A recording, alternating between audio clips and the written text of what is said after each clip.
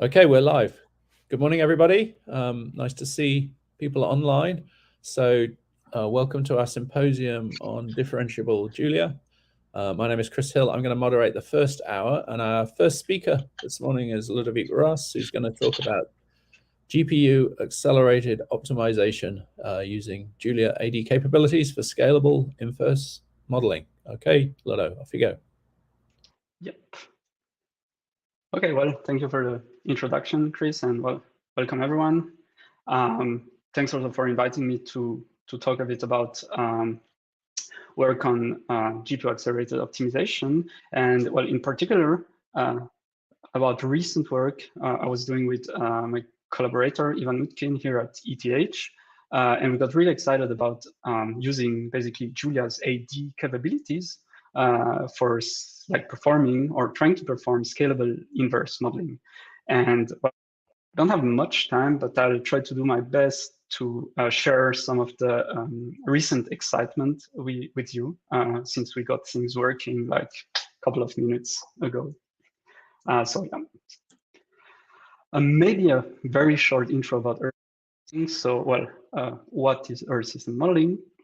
So basically, we have system Earth, and it's composed of different, let's say, subsystems such as atmosphere, ice, the land part, oceans, and well, certainly many more. I don't want to kind of be short on that side, but let's keep that global picture.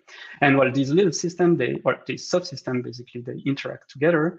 And well, that's kind of an interest. It's particular interest those days because, well, we're obviously, everyone certainly feels it now in summer, climate is warming, it's warming kind of in a more than expected way, some extremes here and there, etc. So basically the system gets perturbed, and well, suddenly it gets then interesting to be and important to be able to predict and understand how this subsystem like interact and work together. And well, we are in glaciology, like doing research in a glaciology group. So we have particular interest, at least for now, on well the evolution of ice sheets and glaciers and how these ice sheets and glaciers behave in that ice subsystem and how they kind of integrate as a whole in the Earth system. And so one of the obvious observations on ice sheet and glacier with kind of regarding climate deregulation that we're experiencing right now is that basically glacier flow accelerates, glacier and ice sheet melt faster than expected. And here, like the color maps you see are glacier velocities. And so, well, basically, one of the interesting interesting topic is to understand how ice masses are lost and at which rate, because this has potential impact for well, sea level rise, hydropower, sedentary transport, and much more. But ultimately, well, I guess the most thing is, and the big picture is like threat and risk for well human being. So, well, the idea is that, well, we do all this in a modeling framework. So, well, we cannot and don't want to wait on observation to happen. Well, we want to predict it before it happens, basically. So, for that, then we have like the models, and well, models we want to make like prediction. Here is kind of an example of how, for example, a volume on alpine glacier would evolve under assumption of different or various climate scenarios. And we see that's quite a big variability, but that's also where we need the modeling exercise for. And well, ideally, we want to be able to constrain our model with past observation in order to make more accurate future predictions. So for that exercise, we want to use inverse modeling and ideally scalable inverse modeling. So on one hand, we have measurements devices like for ice flow velocities, for example, satellites. And on the other hand, in our computer, we have a physical description of like how we can model the evolution or the ice flow velocity. Then the field, we have field measurements, like we can go and measure ice thicknesses, we can go and measure using a GPS, like ice speed. And in a computer simulation, well, we have to resolve our equation, and we want to have like a solution for the ice flow patterns, velocities, etc. And now what we can do in our inverse strategies is we can try to define, like, well, we kind of can constrain our computer simulation with measurements. So in that case, we have like observed ice thicknesses, for example, or ice velocities, and define our computer simulation using the observation, and using like the way we do it is like we can define a that somehow measures how far the results produced with our model are away, or what's the discrepancy with respect to the observation. And then we can basically improve or refine or modify some of the parameters of our model in order to better fit the observation. It's really valuable because, well, that's a way to somehow optimize or tune our models, and we can tune on data and then, well, make ideally better predictions. Well, guess what? This operation may become a costly cycle, especially if one has a heavy forward models, so multi-physics, 3D, fusion, and so on, many components, nonlinear, and in our, well, inversion or like optimization strategy, we're gonna have to repeat this costly cycle quite a lot of time. So we better like make sure that we use something optimized there. And optimized nowadays in terms of computing, well, guess what? I'm going to talk about GPU computing. So, well, a couple of weeks ago, like the first exascale machine frontiers powered by AMD GPUs was just announced at Oak Ridge. Well, other machines, for example, in Switzerland, we have NVIDIA powered machine, but basically most of the recent and top 10 and more supercomputers, they run on GPUs because, well, GPU go fast. Why GPU go fast? It's because we're limited by the memory transfers, and GPUs manage to do a much better job in transferring memory, like numbers from memory to compute unit to make the computations, and this can at least a 10x higher throughput. So yeah, well, now, okay, makes sense to run on GPUs, but then why Julia and GPUs? Well, Julia, high-level language, solves the two-language problem, that we have a unique language or single language for prototyping and development, and really managed to get us to the hardware peak performance. So for example, using some Julia packages we developed, we can really solve like your nonlinear diffusion equation at about like just 7% of peak memory throughput, but actually solving what nonlinear diffusion equation, for example. And well, we can scale this up. So go from 1 to, well, here we tested it up to 2,197 GPUs and only losing like kind of 1.5% of parallel efficiency. So basically, we are not at all penalized from running on 2,000 GPUs with respect of running on one. Yeah, so now getting a bit more into, well, what's our inversion strategy, and for this we use the adjoint method. The adjoint method is very powerful because, well, we combine the adjoint method with the gradient descent here, and so per kind of inversion step, we need one nonlinear forward problem solve, one linear adjoint problem solve, and then a pointwise gradient evaluation, and then we can use, well, gradient descent in order to optimize the parameter here, for example, alpha, and given the gradient, so the derivative of the cos function with respect to the parameter we want to optimize. The cool thing is that, well, this approach is independent of the number of dimensions. Its computation may be sensitive to local minima, though, but, well, let's skip this for a while.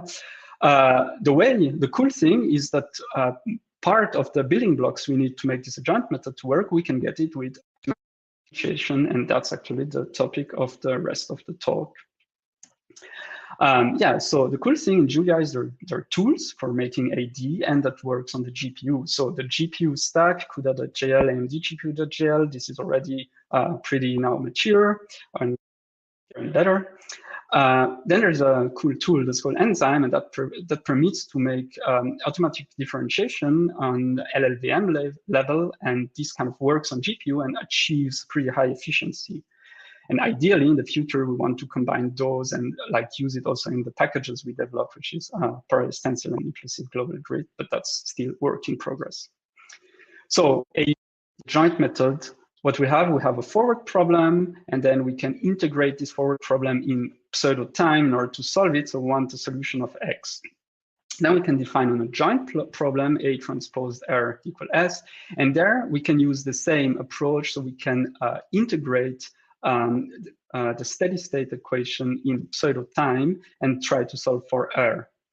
And same, so we kind of a gradient of the cos function, this dj d alpha, which is defined as such.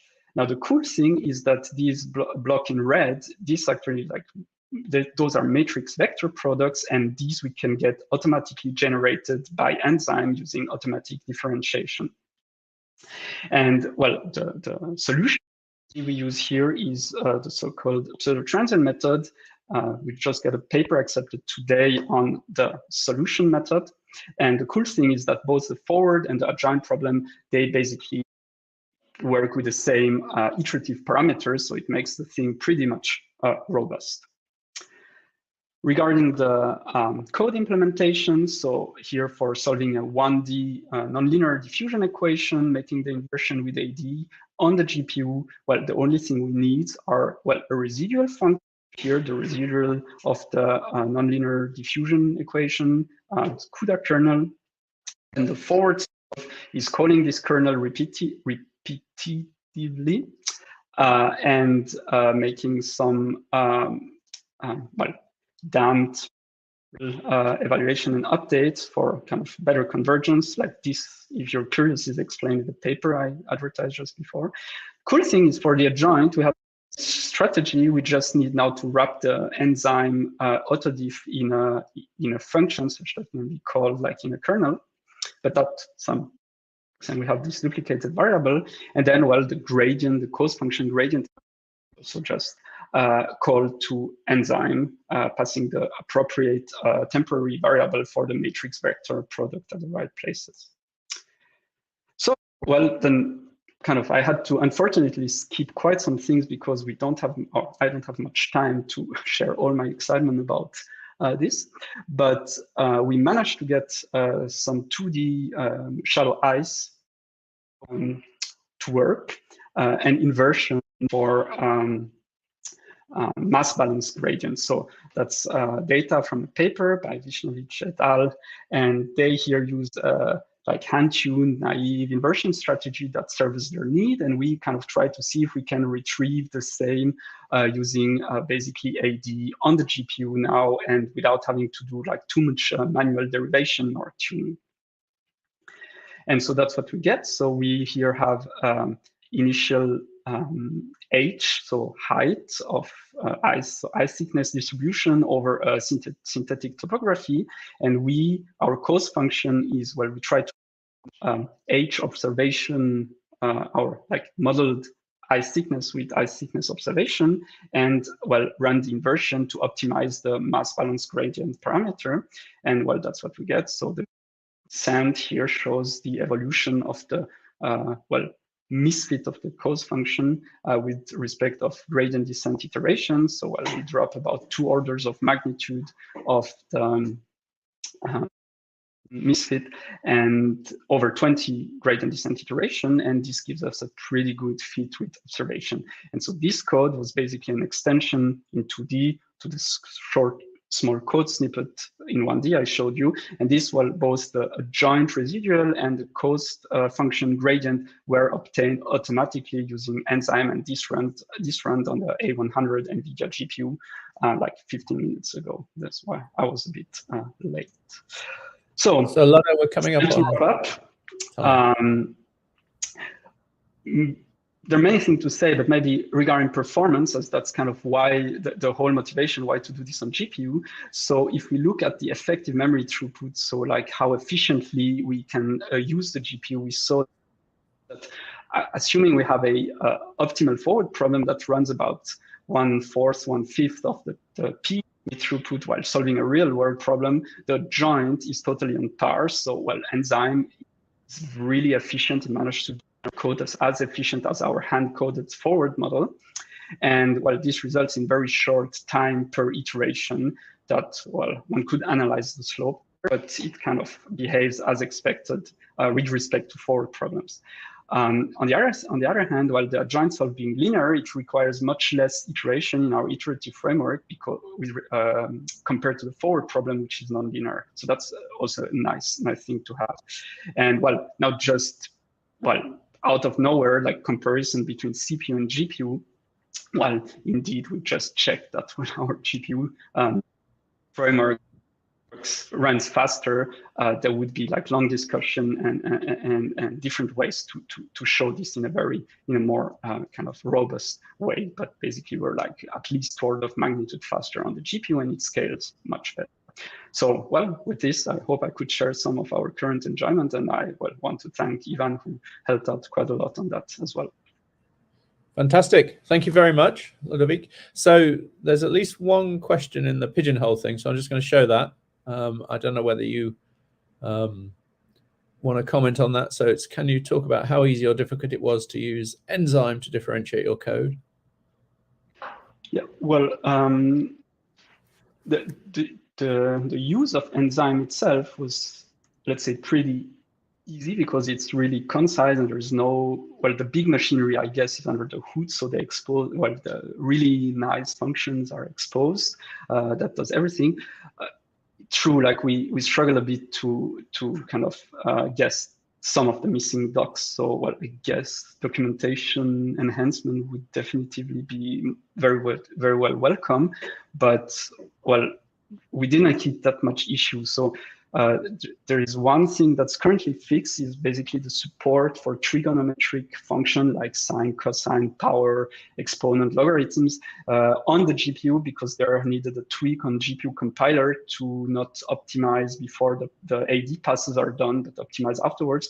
That was just merged into master. So I guess with that fix, we're pretty ready to go for most of the things that could happen in the math world. Fantastic. Okay, so the other question, I think maybe you could type some things into Pigeonhole, Ludovic, which is about just how parallel stencil and differential equations might join up one day in some happy union. Okay, but in the interest of time, I think we have Boris Krautz up next. Boris, I'm going to add your slides to the stream and you to the video, and I'm going to remove you. Okay. Yeah, sure. Thanks, Lotto. Okay, here's Boris, and here are some slides. So Boris is in Minsk, in Germany, he told me, and he does solid earth work. So he's been working with Julia for a year or so now and is interested in both just forward modeling and adjoint modeling, I think. So Boris, do you want to take it away? Yeah, so thank you very much for inviting me to this. So as you will see, the equations that we are solving are very similar to those, or actually identical to those for glaciers, but quite different from the Earth and the atmosphere. So the Earth is dynamic, not just on the time scale in the atmosphere of a few minutes, but also on the time scale of millions of years. And that's what we are mostly interested in. And we're doing this kind of simulations where we try to understand what happens if tectonic plates collide and how they form mountain belts. We try to understand how this is compatible or not compatible with information given in the geological records. And we try to figure out which of the model parameters matter most. So this is something that we do in forward modeling, and a typical example of such a forward simulation is shown here, where you see two tectonic plates colliding. You have a zone subducting into the Earth, and you see that the behavior of this model is quite complex. But this is a case where we model about 60 million years and about 1 day of computational time on 128 cores. So this is one example of things we are working on. The other example has to do with how the Earth behaves today and how we can combine that with actual observations. And for example, in the European Alps, we have a lot of geophysical data that gives us information about how the seismic wave speed at depth changes. We also have information, measurements at the Earth's surface from GPS measurements or satellite measurements that tell us how it deforms at the Earth's surface. But what we don't understand is how the dynamics of the lithosphere and these tectonic plates are, and how we can come up with a physically consistent model that explains all of that. A similar question is here in the Puna system that is in South America, which we believe is the largest partially molten zone in the crust in the Earth, which has tons of volcanoes on top of it. And we try to understand, okay, how much magma is actually sitting there, and how does it feed the volcanoes on top? And this is actually an inverse modeling question, because we want to link models with actual observations. The same computational frameworks are also valid on completely different scales. For example, you can simulate how water flows to porous rocks on a length scale of a few millimeters, or you could simulate how landslides happen at volcanoes here. So what are these equations? These are the equations of the conservation of mass, momentum, and energy. As you will notice, perhaps, for the ones of you coming from the atmosphere or oceanography, the conservation of momentum equations look a little bit different. We have no inertial terms and we have no turbulent terms, because those don't play a role over the long timescales we are talking about. So mathematically, the computational tricky part looks very much like nearly incompressible Stokes flow equations. And as you can see here, there are no time derivatives in these equations. And much of the complexity comes because we have variations in the viscosity of rocks, or the effective viscosity of rocks, which can vary orders of magnitudes between, for example, magma moving through rocks compared to solid rocks sitting next to it. So much of the ongoing research in our field deals with adding more physics to these equations, for example, to more realistically describe how magma moves through the rocks or how the rocks break. And much of the complexities actually come from the nonlinear rheology of rocks, which is viscoelastoplastic. Since we have no time derivatives in these equations, classically, we have solved this mostly using implicit solvers, using finite element or finite difference discretizations. You end up with a big sparse matrix system, which you can solve with a direct solver or iterative multigrid solvers. More recently, Ludwig and others have shown that you can also use this pseudo-transient solvers to solve the same type of equations, and that is nice because it scales much better on GPUs. So the rheology of rocks is complicated because if you have rocks that are very hot, they creep like a viscous fluid, like honey, but with a nonlinear viscosity that depends on the temperature, pressure, composition, etc., on various factors that are actually not so well known for the Earth. On a much smaller time scales, rocks behave elastically. And if you have very high stresses, rocks fail in a plastic manner and break. So the easiest way, the most consistent way with lab experiments is that rocks are nonlinear Maxwell viscoelastoplastic bodies. And that can give quite strong nonlinearities. And we're actually working on a Julia package that combines all these pointwise computations into one package called geoparams.jl. I will probably talk more about that in the JuliaCon conference next year. Okay, so we have been developing open source software packages to solve the governing equations for the last 2 decades or so. And our 3D scalable parallel package is called LAMEM that solves these equations. And it's basically based on a 3D staggered finite difference Mark-Rancel approach. It is written in C. It uses PETC, and it scales. It has multi-grid preconditioners, and it scales from 1 to over 450,000 processors. Typically, we use 64 to 128 cores, and we also have a binary builder version available since a few months. So the disadvantage of this code is that because it is written in C, it is a significant effort to develop. It has been a significant effort with multiple people. And usually, it's actually very difficult for PhD students to get into this very big code and add new physics during the time of their PhD. And this is really one of the big downsides of having this very complicated 3D codes. And I think Julia can really help to simplify this. So I'll show you a few examples of that later. So let's go back to the gradients. Where do we use the gradients? We have basically 2 applications. One is to solve the nonlinearities itself. Yeah, so typically our system of equations is nonlinear. So if you want to solve these nonlinearities, you can use Newton iterations. And for that, you need to define a Jacobian, which is basically the derivative of the residual with respect to your solution variables u here.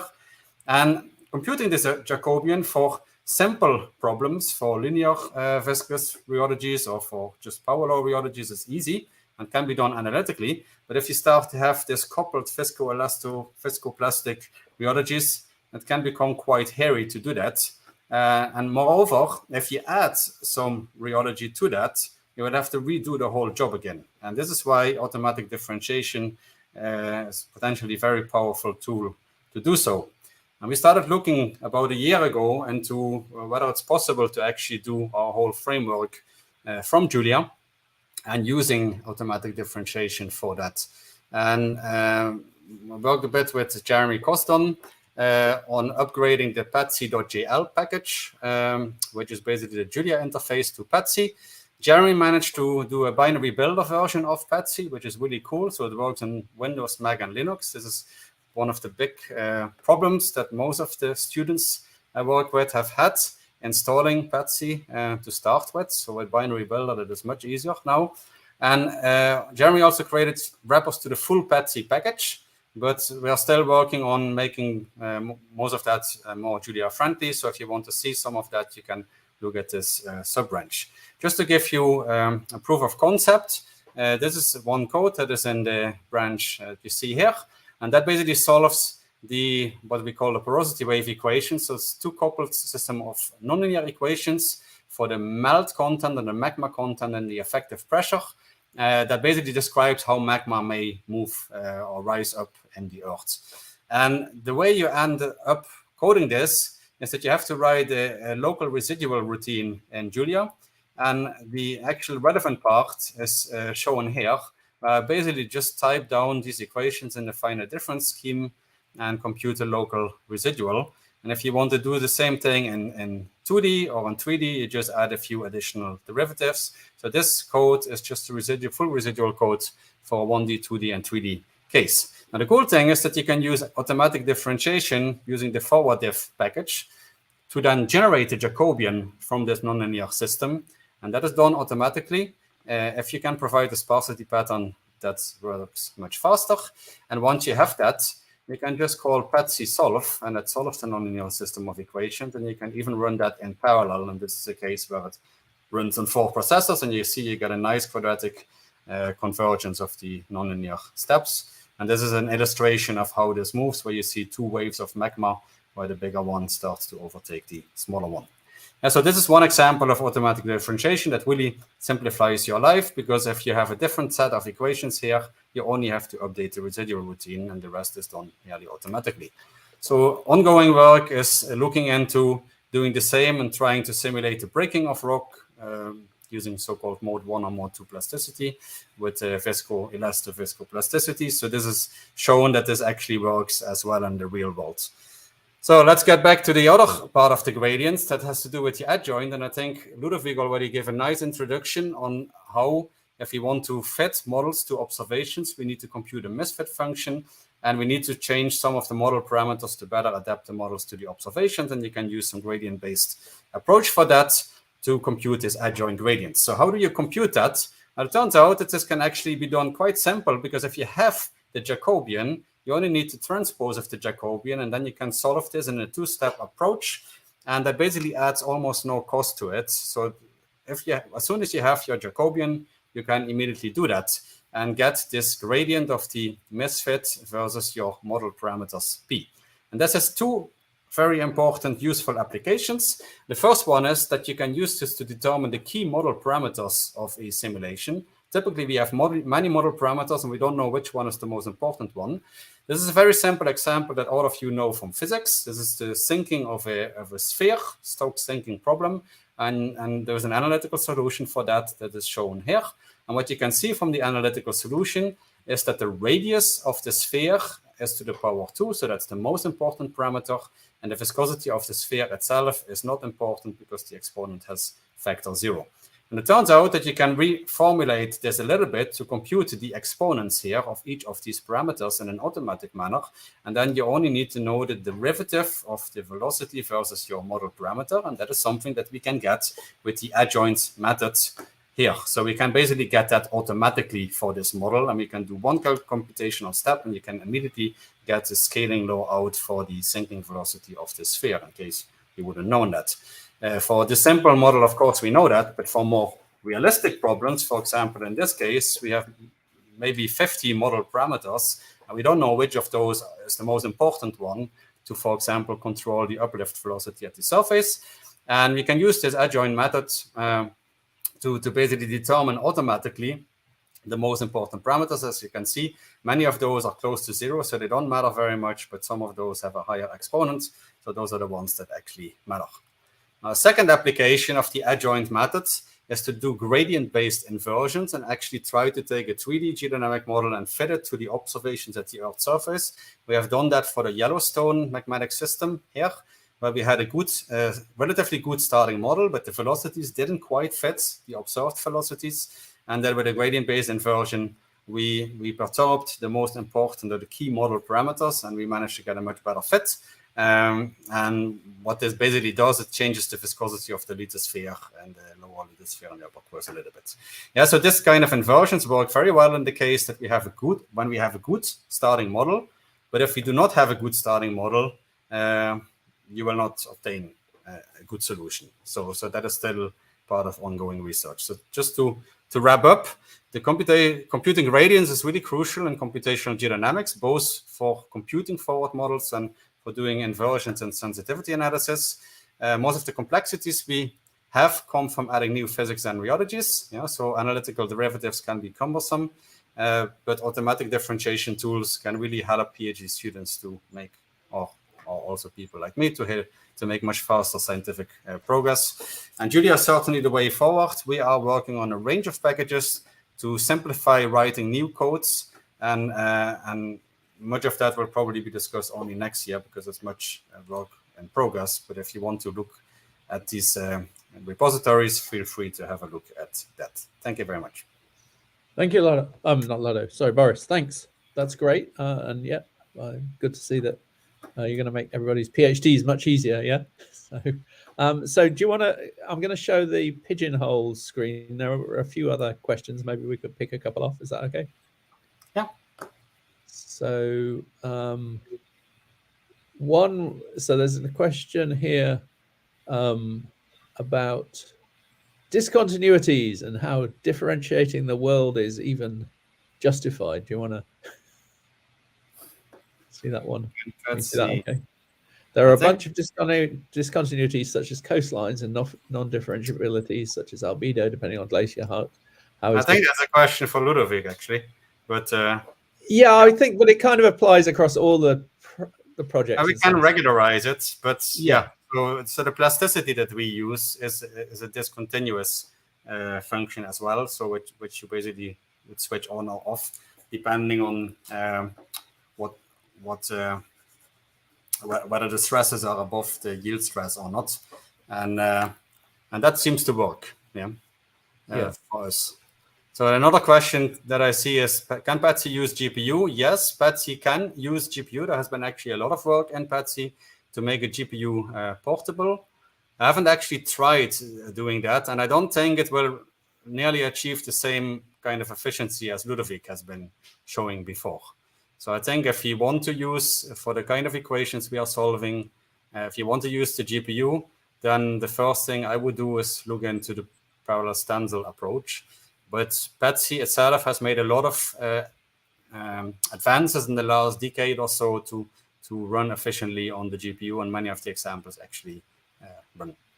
So the other question, do you use the full Jacobian or the action of the Jacobian? In fact, in LMM, we use the action of the Jacobian. We do not have the full Jacobian, but we have the matrix-free Jacobian. So that works. Okay. Right. Yeah, so let's, in the interest of time, maybe we'll carry on with the next talk, which is going to be Julian. I think Lado, Boris, and others, you can all go to Pigeonhole and add some text answers if you want to. Yeah. To follow up with people there. So, okay, thank you. So let's go to see if we can add Julian and get rid of Boris. So now we've got Julian, and Julian is we're going to switch to some ocean things, I assume, Julian, is that right? Yes, indeed. Yeah. Thanks for the introduction. Thanks Yeah, for so go ahead. having me. Yeah, thank you. Thanks for having me here. The most because I'm not like yet Julia language user, so that's very. I'm very glad to be here with you discussing those exciting topics. The question of whether or not we may benefit or need differentiable ocean circulation models in the future. I'd like to talk about ocean circulation models today. So ocean circulation models are one of those numerical tools that we use in combination with observations and inverse methods in general as tools for better understanding and monitoring and forecasting ocean circulation, and obviously as many other fields of computational physics. We're in this situation where we have this cross-fertilization between machine learning, numerical methods, and computational physics. This emergence of scientific machine learning, and obviously this is posing a number of questions to traditional fields. So what I'd like to reflect upon in this talk is maybe highlighting a bit some of the aspects where machine learning is now gradually affecting ocean models, and why we may need to leverage differentiable programming in this context, and also obviously listing some of the challenges at the scientific and community level. So first, the question of really augmenting ocean models with trainable components. So there are many things you may think of doing with machine learning for ocean circulation models, and there are maybe three obvious areas where people are really putting quite some efforts right now. This includes in particular emulation for accelerating model components, the design of new components, and in particular for parameterization of missing processes, and also the broad undertaking of improving the representation of uncertainties in those models. Maybe with a bit more detail, the question of the acceleration of model component is something that is in particular relevant when you have a very cost-intensive sort of a component in your code that you would like to port to GPUs, and we have like some actually working examples, not in oceanography yet, but working examples in particular in atmospheric models where heavy lifting sort of components of codes can be ported to GPU through emulation, leveraging machine learning. The second area where there's quite some effort at the moment, and I guess you're here very much aware of this, is really the question of designing new components with machine learning, and in oceanography this translates into this question of improving the representation of some of the turbulent processes that we need to account for, and in particular when it comes to ocean circulation, the question of the representation of the mesoscale eddy dynamics and its impact on larger scales. And there are quite some efforts at the moment and large projects focusing on this. And there's a nice review last year issued by Zana and Bolton that really shows where the sort of status and state of the art in this respect. But beyond eddy closures, there's a huge realm of applications you could think of, and in particular for the representation of all the processes at fine scale occurring at the interface between the ocean and the neighboring component in the Earth system. Last area where we see like lots of activity at the moment, or excitement maybe, there's this idea that you could leverage machine learning for really trying to account better for the propagation of uncertainties in our models, and in particular for dealing with more optimally with the information we can extract from ensemble simulations. So there's this idea that to some extent we could leverage in combination ensembles and machine learning to try and move towards some sort of an approximate focal Planck equation sort of approach for describing the evolution of ocean circulation. Those are all nice examples, but I guess what I wanted to illustrate maybe and reflect upon in this talk today is the fact that for many of those applications, what we need is to augment existing codes that may or may not be differentiable with extra components that can be trained, and what you want to do obviously is to train those components so that they achieve optimally some task. You want to do that through a minimization of some cost function, and the key aspect is to consider that there are two cases here. Obviously, simple cases where your cost, your training loss doesn't involve the direct model itself. So that's probably pretty easy. So that's what people do when they leverage existing database for optimizing closures, for instance. And there are other cases where you actually really need your forward solver to include your forward solver in the evaluation and hence in the minimization process for your training loss. And this is how you may like translate the notion of end-to-end training to computational physics with what we may refer to as the solver in the loop sort of optimization of model component.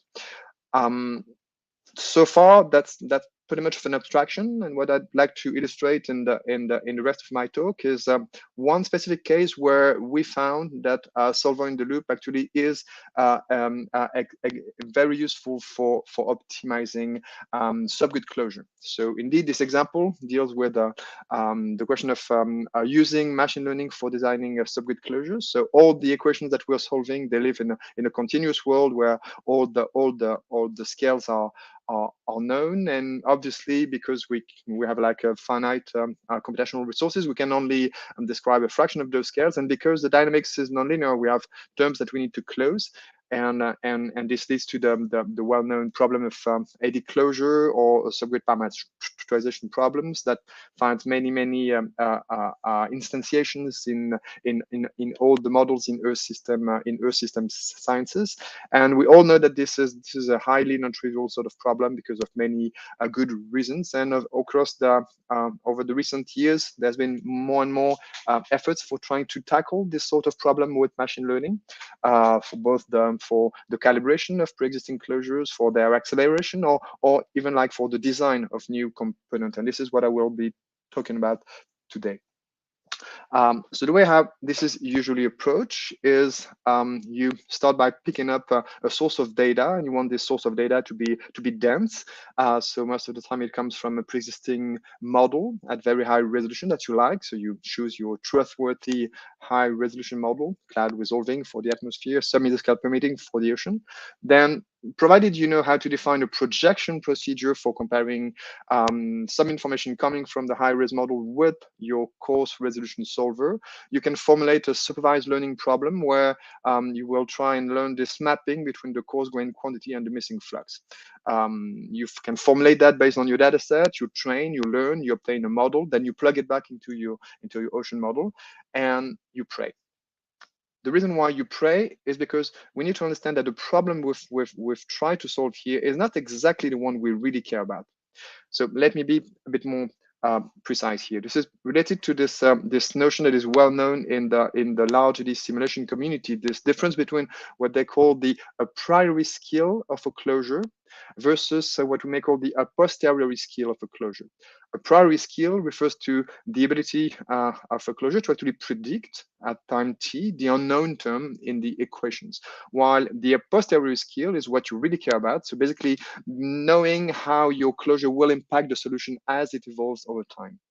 And what we did in a study submitted to GEMS earlier this year is really trying to translate this difference between a priori and a posteriori skill into two different approaches for training, two different strategies for training an extra component for an ocean model based on really this ability of predicting like the missing term versus predicting the versus being an adequate extra component for improving the trajectory of the model over a long time. So that's what we did, and we did that in particular in a very simple flow, quasi-geostrophic turbulence.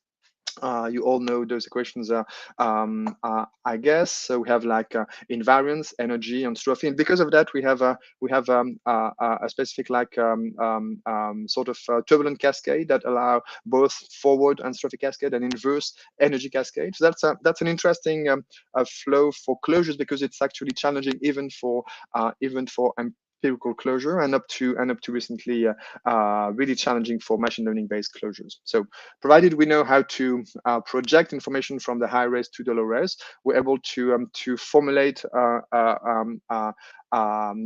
reduced equations, and we will try and learn an extra term that will improve the reduced form of the questions. The way how we want to do that is by training a neural net, and this neural net will be the same in two experiments. One where we'll train the neural net with a loss based on an a priori criteria, trying to make sure that the prediction at time t for missing term is optimal, so without running the model itself. And another one where we actually will try and optimize the parameters of the closure based on a posteriori learning criteria, where we will compare the model solution as it evolves over time. The neural net that we're training here is very simple, no fancy magics, just a plain CNN without any fancy new stuff. The results, what you see here, on the top left panel, you see like the sort of target we want to achieve in terms of a typical distribution of spatial distribution of vorticity. On the right, you see like the predictions coming from different models. On the top, empirical models, and at the bottom, trained models coming from machine learning.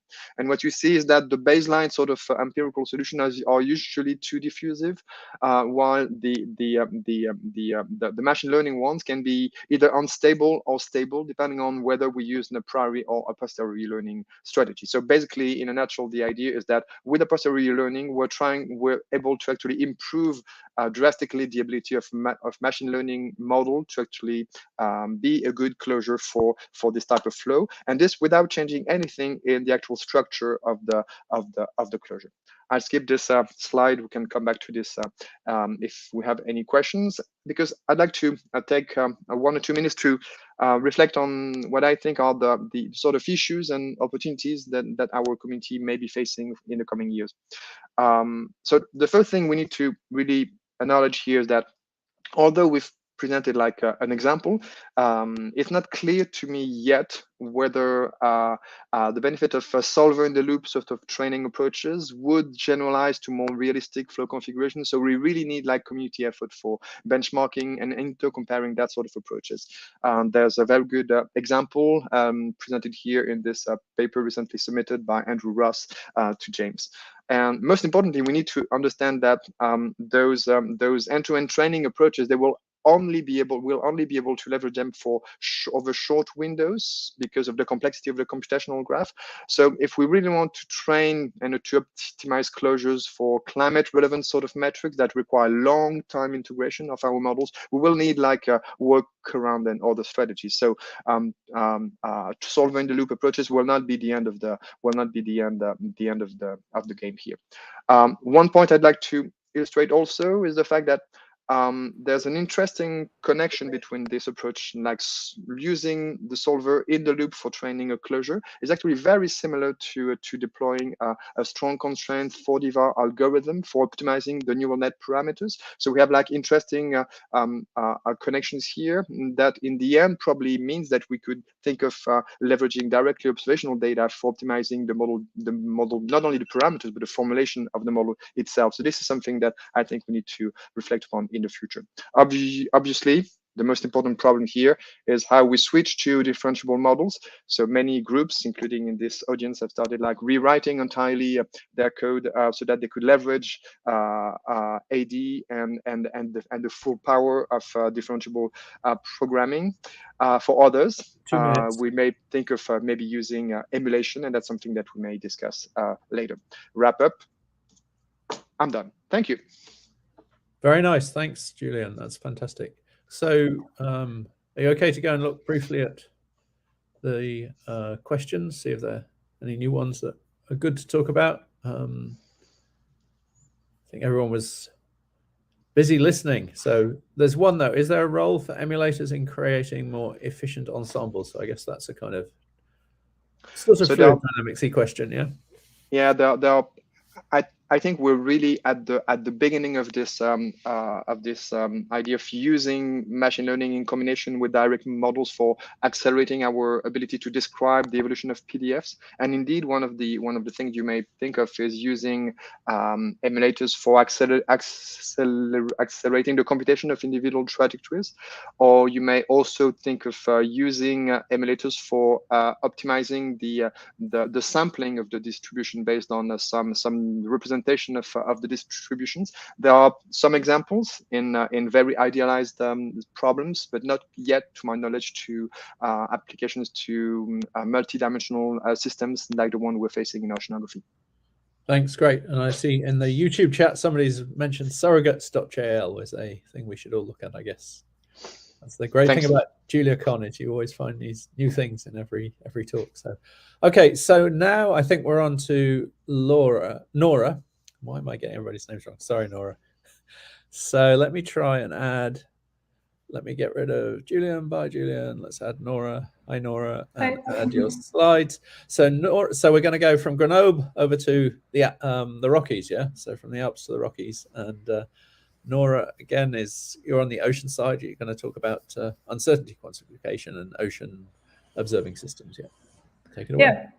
Yeah, thanks. Yeah, so my name is Noah Lose. I'm a postdoc at the University of Colorado Boulder, and I'll talk a little bit about how we can use differentiable Earth system models and their adjoints for uncertainty quantification and observing system design. Yeah, and as Chris said, for this talk, we'll stay in the ocean. And as Julia, I'm not for this talk. I haven't used, or I'm not using Julia yet, but a Fortran model with its adjoint. But the idea is to use similar ideas for differentiable Julia models.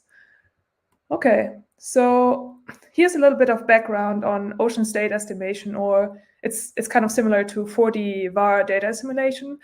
And this is the framework I'm working within today. So the idea is to combine ocean observations and ocean models in an optimal way. So here on the left, we're looking at an example of an ocean observing system in the North Atlantic. It's called the OSNP array. And the OSNP array is monitoring temperature, salinity, and velocity with these moorings, so-called moorings. And this happens along the section from Labrador to the southern tip of Greenland, all the way to Scotland here. So in terms of ocean observations, these instruments are extremely densely spaced, but you still see there are gaps, right? And these gaps are certainly larger elsewhere in the ocean. So how do we infer ocean properties and ocean circulation in these gaps away from the instruments? And this is where ocean state estimation comes into play. So an ocean general circulation model knows about the equations of motion and physical conservation laws. So we're filling these gaps in a way that the resulting ocean state and circulation is consistent with both the existing ocean observations and the physics encoded in our model. And practically, this is done by solving an optimization problem, where you define yourself a cost function J on the space of uncertain model inputs. And this cost function has two parts. Model data misfit is the first part, and the second part is the regularization. So the optimization problem now consists in finding the minimum of this cost function, because the minimum provides the best combination of model parameters that is most consistent with both the observations and the model. So how do we find this minimum? Well, we can do gradient-based optimization if we have, the adjoint available, or if you have gradients, and this is exactly what the model adjoint provides us with. So let's go a step further. Let's assume we've found this minimum, right? So this best guess of the ocean state and circulation. How do we quantify uncertainties in this solution? And it turns out that you can interpret the deterministic ocean state estimation problem that I showed you on the previous slide in a Bayesian context. And then Bayesian inference tells us that the posterior probability distribution is given by e to the minus j, where j is the cost function. But it is essentially impossible to sample from this, or to compute this posterior probability distribution by sampling methods, just because the control space, or the model where this U lives is way too high dimensional. It's typically 10 to the 6, 10 to the 7, 10 to the 8 in ocean state estimation. So we have to make some sort of approximation. And if you make a Gaussian approximation, you get a Gaussian with mean equal to the minimum of your cost function, and posterior covariance matrix equal to the inverse of the Hessian of the cost function. So, and this makes sense, right? Because the Hessian kind of consists of the second derivative. So in other words, the curvature. So the more curved your cost function is around the minimum, the better constrained is your solution, the smaller are the posterior uncertainties. So we want to get at this Hessian. And again, it's computational prohibitive to compute a full Hessian, but what we can do is to compute a low-rank approximation where we compute the leading eigenvalues and eigenvectors. So let's apply this to a real-world example and go back to our OSNAP array in the North Atlantic. So to put all these instruments in the water and maintain them over the year is a huge and costly effort. So this is the OSNAP array project. It's a large international project, but if you only count the funding that comes from the US side, it costs about $30 million to keep this observing system up and running for only 5 years.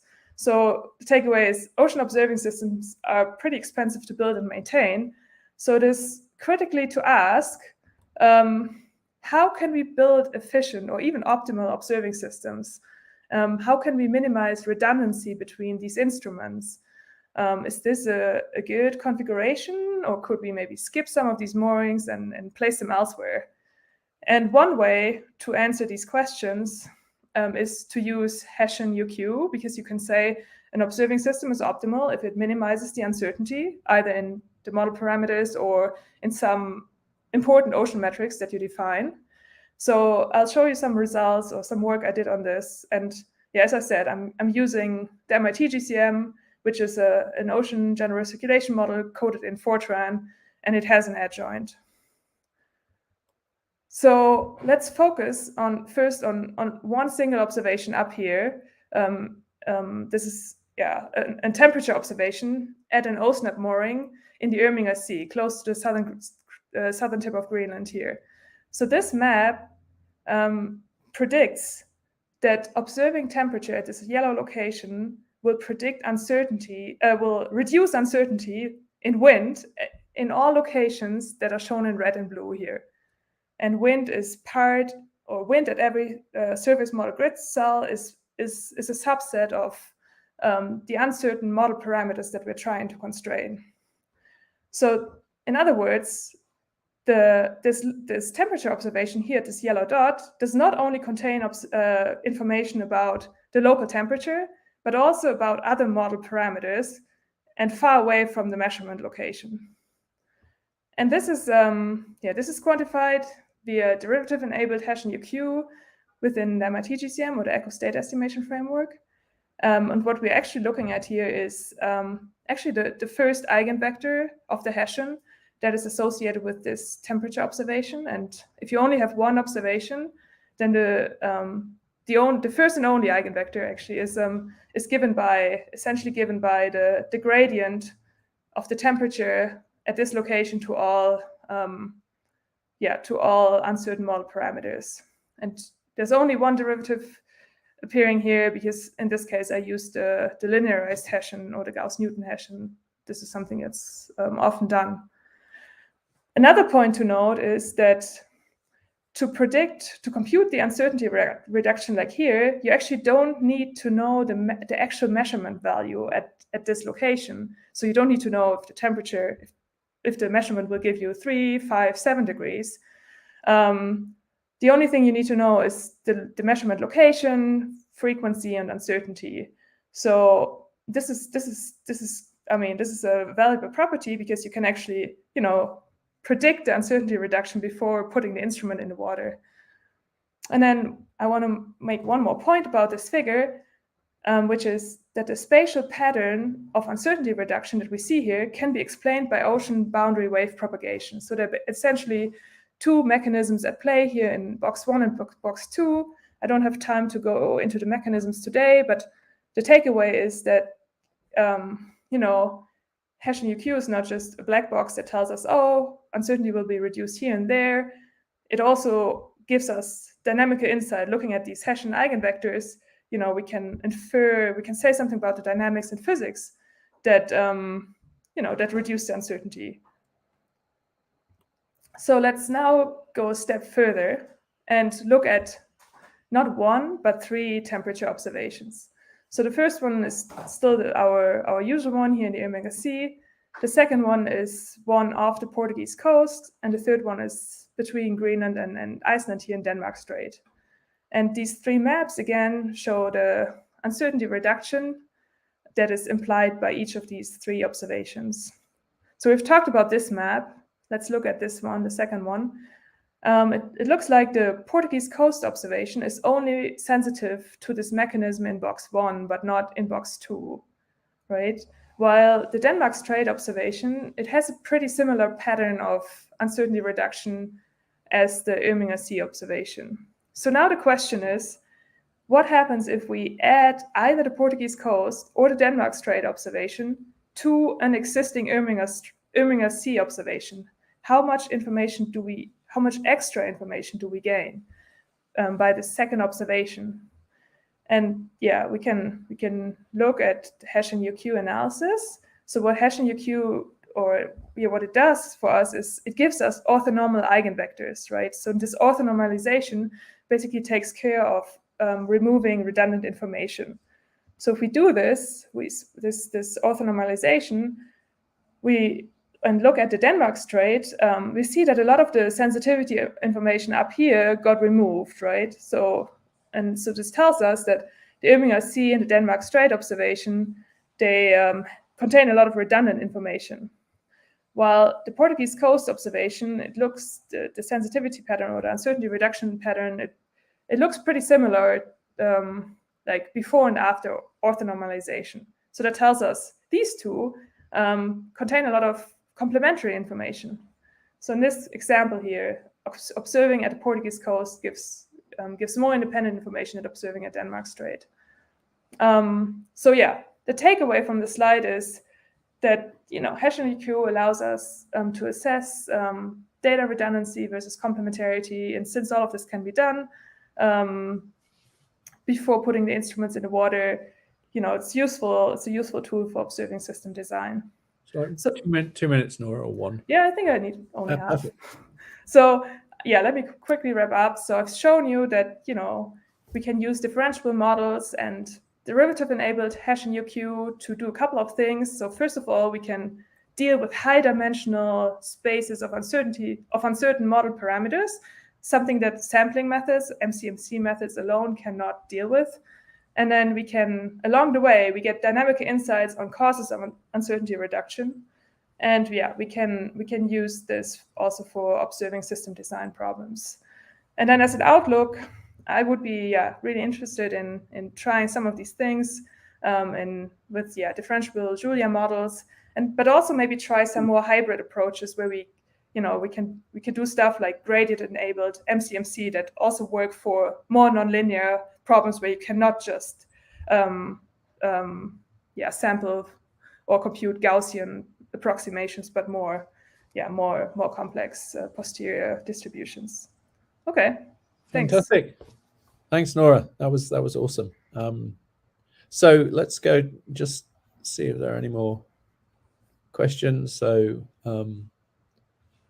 there's a question about how computationally expensive is eigenvector computation compared to a single prognostic model computation? Yeah, so I guess so in general, I mean, I mentioned I actually only use the linearized Hessian. So you only need first derivatives. So your question in this case, it boils down to how expensive is an adjoint solve versus a forward model solve. And I mean, theoretically, I mean, it is also connected to the fact, to something like called checkpointing, because we are like so if you compute the adjoint, right, you compute the derivative starting like from, you're going like backward.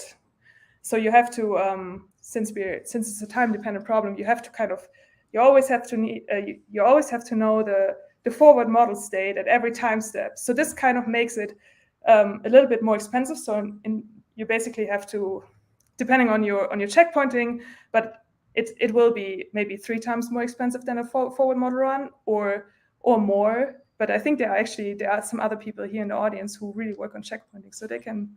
Yeah, we'll have some talks specifically about some of the technology. Perfect. Yeah. Later. So And then there's one more, which is how do you orthonormalize the field? Did you use a Julia package? I think, you know. Not yet. Not yet. No, so this was all using the MIT GCM, which is Fortran model. But yeah, that would be a good thing, cool thing to try in the future. Yeah. Well, that's a good lead into the session that Krishna is going to lead in a minute, which is kind of starting to look at tools and things like that. So maybe thank you, Ludovic, Boris, Julian, Nora. I think we're going to start into the next session. Anybody should feel free to go onto Pigeonhole and answer questions and things. But I think those were great talks. So thanks, everybody. Chris. And I'm going to remove myself and hand over to Krishna now, yeah? Chris, could I ask you to stay on and start your talk right away, if that's okay? Okay, I thought Mathieu was going first, but... Mathieu just needs a few more minutes. So. Okay, let me just find my talk. I just have to do something where I think I stop sharing, and then I share. I just have to change a tab, and then share again. It's the wonders of the sharing tool we're using. Okay, so here we go. Share, and then I go and add to stream. Right. Okay. Let me say a word about you, Chris, despite you chairing the previous session. Chris is a computational scientist at MIT, and he has developed ocean and planetary models and modeling tools that are used by many, many people. And he's going to now talk about his latest creation, Oceananigans in DJ for Earth. Okay. Excellent. Thanks, Krishna. Okay, so yeah, it's not really my latest. It's a team effort. So, but I'm going to talk about Oceananigans, which is a Julia-based ocean model that a bunch of folks at MIT have been and elsewhere have been collaborating on developing. It is in the context of DJ for Earth. I'm going to talk about how we're starting to look at how to do derivative calculations around this framework. So it's our first foray into kind of applying derivatives to Julia code. So Oceananigans is a ocean modeling tool developed entirely in Julia and is designed for non-hydrostatic, hydrostatic, and shallow water type problems. So these are mostly rotating, stratified, finite volume fluid problems. It's all open source software. You can go to GitHub and take a look. It's being developed under a larger project known as Klima. And a lot of it is based on algorithms from the MIT general circulation model, which is the model that Nora just showed some examples from. It is a GitHub Julia package, and so you can go to your Julia REPL and add the package and then start using it. There is under the GitHub site a nice set of examples and kind of getting started material that kind of orients you a bit.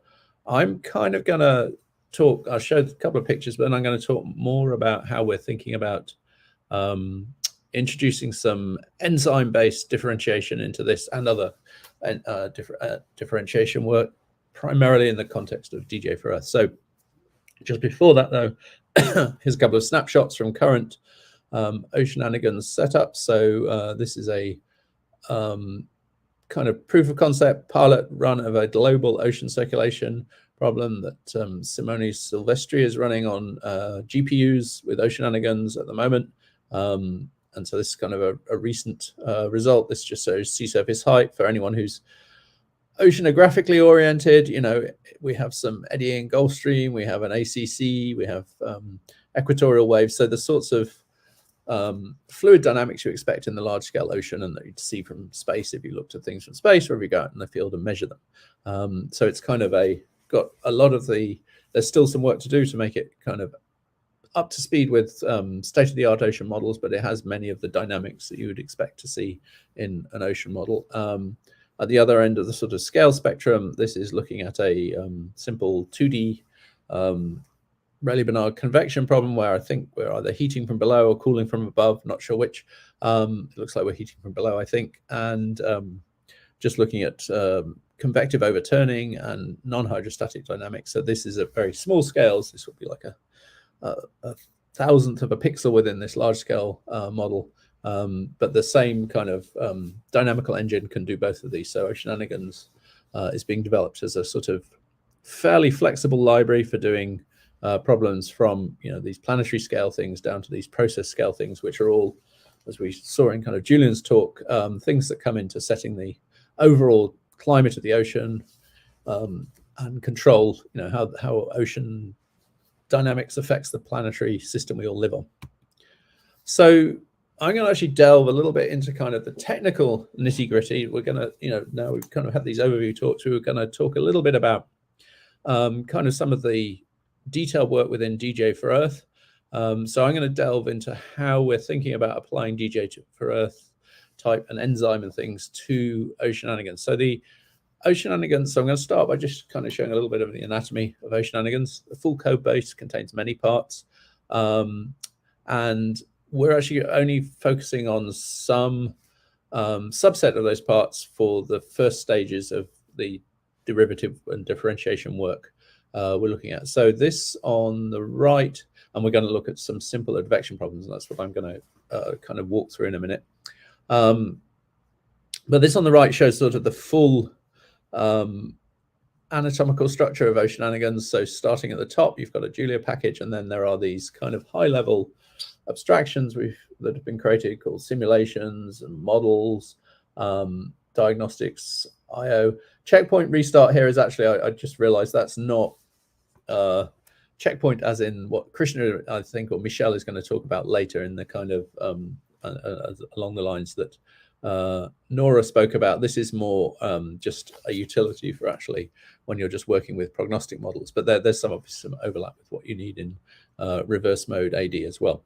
So but the main the thing to get out of this is there's a kind of upper level of this structure, which is around kind of configuring things for studying the ocean and doing kind of science level experiments. And then green, there's kind of a lower base layer of kind of all the tools you actually need to do that. And we've got things we call abstract operators, fields, grids, and then at the very bottom, what's KA here is short for kernel abstraction. So this is a Julia package that lets everything run either on CPUs or GPUs fairly well. And the core of oceananigans in terms of a kind of numerical engine and the things that we want to differentiate are kind of time stepper things, these fields which just represent discrete spaces of the state of your fluid, say temperatures or velocities, and then grids which actually have kind of represent the discretization a field sits on top of, and operators which are kind of like simple finite volume calculus operations that you can apply to fields and grids. And just as sort of an aside, in some of the things I'll show, the white things are kind of things that one sees in a bit of code that is kind of written in by a user of oceananigans. The black things are more under the hood. But we, just to give a sense from this is really that, it's quite a large system. And right now where we are with things like enzyme is we're not trying to kind of attack all of it in one go. We're trying to kind of work through some subset of this. So the problem we've started looking at in the context of enzyme is really just kind of one of the most basic things you could look at, which is just, let's see can we get enzyme to kind of essentially digest through this kind of stack of things here, but for a specific instantiation of the code. So enzyme, sees the LLVM backend, so it kind of knows what the instantiation is and only has to worry about things that are sort of active, or that's what we'd like it to do. So the simple problem is just advecting with a non-divergent discretized analytical solution to the Stommel-Jar equations. I think Sarah is probably going to show a little bit of modeling work related to this, but these are showing analytical solutions. So the Stommel-Jar experiment is a classic kind of analytical paper that was done in the early 50s that helped everyone understand why there's a Gulf Stream. You can solve it numerically. You can also just write out the kind of analytical solutions that the numerical solutions should correspond to. So this is showing the analytical solution. So you have in the Stommel-Jar experiment, you define a stream function. So that's kind of, so we're looking down on a box of water. In this case, I've set it so it's like 1,000 kilometers by 1,000 kilometers, but the size is kind of a free parameter in this. So you can think of this as, a very crude approximation to what goes on in a ocean gyre where you have a western boundary current like the Gulf Stream, or it's going this way if it's the Gulf Stream, or the Kuroshio, and that you have flow going towards the east here and towards the west here. You have flow going north here, going northwards all the way around. You have a kind of circulation in this direction, supported by the north-south flow. So, and so this analytical solution, we can actually then put that into something like Oceananigans, and we can think about going back to our kind of differentiation hat. What is it we would like to have as a dependent variable and independent variable in this code? So in our case, we're going to just simply first imagine putting a dye into this fluid. It's concentration C that might vary with space and time. So we might put a blob of dye here and look at carried through. We can define a dependent variable J, which is simply the flux of dye across a little dotted line here, okay? So we define J as the transport of a trace of C through a surface, the dotted line. And then we can ask things like, how is J, or what we'd like to do is how is J sensitive to the independent variables? So in this case, it might be the zonal flow, or the flow, this is the flow vector, or it might be the tracer concentration. And the nice thing about the analytical problem is we actually, for the flow fields, we have analytical definitions of these. So we can actually ask, we can both kind of do this numerically, but we can also interrogate the equations to sort of compare with how we're doing against analytical solutions. So so our kind of independent variables will be things like a tracer concentration, wind stress. So the flow field is a function actually of the wind stress. And so these crop up in the analytical equation, so we can kind of connect the two. So the sorts of things we're exploring, we have not completed doing this yet, but looking at with enzyme is this notion of, in a adjoint or reverse mode computation, we'd like to see that the propagation of sensitivity, so the propagation of this J influence. So if you imagine a dye is carried forward through this line here, if you ask what is the sensitivity of the flux across this dotted line to the dye distribution earlier on, you expect that sensitivity, that partial derivative, to actually propagate backwards in time. And we want to be able to generate that automatically by applying enzyme to our codes. We could also do this, in this case, analytically, but the whole point is to kind of let enzyme find this for us so that we can then do the sort. And these are exactly the sorts of problems that Nora was talking about with the propagation of waves down the eastern boundary and so on. There's a advective and a wave part to what Nora's looking at. We're going to look first at the advective term, but there are things you can look at that are also wave-like in the same framework. So, some of the things we're starting to look at are, can we fully automate this computing, this numerically, all in Julia? First, using simple tape forms where, Nora also mentioned saving trajectories, so you can traverse them in reverse mode. In kind of the machine learning world where you do this, where you're thinking of reverse mode as back propagation, typically you don't have to think as carefully about how to scale your checkpointing approach sort of in an unlimited way. So you can sometimes get away with a very simple tape kind of way of recording, or some optimization, but not having to really go fully to town on it. In the sorts of time-dependent fluid dynamical problems we really care about, you need a highly sophisticated kind of checkpointing approach. And Krishna and Michelle are going to talk a bit more about the actual under the hood of this. But what we want to be able to do with these test problems is just really show that, evaluate those approaches as we start to implement them in Julia, and show that they can be effectively, we hope, unlimited in kind of their time span by having a hierarchy of things. And this is based on algorithms that have been, evolved over many years, that the Argonne group involved in this project are very experienced in. Just a tiny bit, if I have time, is just to show sort of a little bit of flavor of how we actually do this in Oceananigans. So Oceananigans, as I said, had these abstractions that we saw on that anatomy chart, a grid, a model, a simulation. and then we want to kind of fit that with an enzyme wrapper.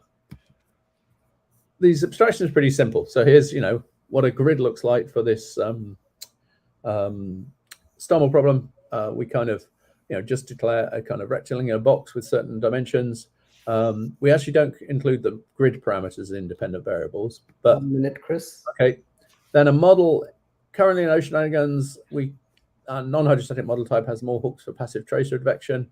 So that's fluid, doing things when the fluid, momentum, and pressure dynamics are turned off, so we can carry it around. Then we can actually define essentially flow fields and tracer concentrations that are based on these analytical formula from the STOML equation. So I've kind of shown some of the formula on the right here. In the end, it's Julia code that we implement this in. And ultimately, then where we want to end up is just being able to kind of take those building blocks, the grid, the model, and the initialization and simulation, and effectively end up with a code that kind of says J is some function of these things, which these are the Oceanigans building blocks in F. We wrap those in kind of some outer function and then feed into enzyme the request to kind of compute sensitivities with respect to these arguments. So we're kind of getting close to that. We're not there yet, but that is kind of where we are. And that's kind of what I wanted to show today. Thanks, Chris. So I don't see questions right now on Pigeonhole, but I invite everybody to add more questions there. But to interpret a question that's in YouTube, Chris, how easy is it to get started working with Oceanigans for someone who's not done it before? I think on the whole, it's actually fairly easy. It is all, in fact, if you go, we had a workshop on Friday at JuliaCon, and there's some videos showing Greg kind of doing some setting up simple problems live in YouTube. Those are based mostly on stuff that's on the documentation on the website, so you can also kind of do it without having to watch him do it live. But it shows that it's fairly straightforward. There's a few basic ideas you want to get to terms with, and then you can start playing. It's designed so you can play with it. Oh, excellent. Well, thank you so much. Okay. I will now add Mathieu Morligam.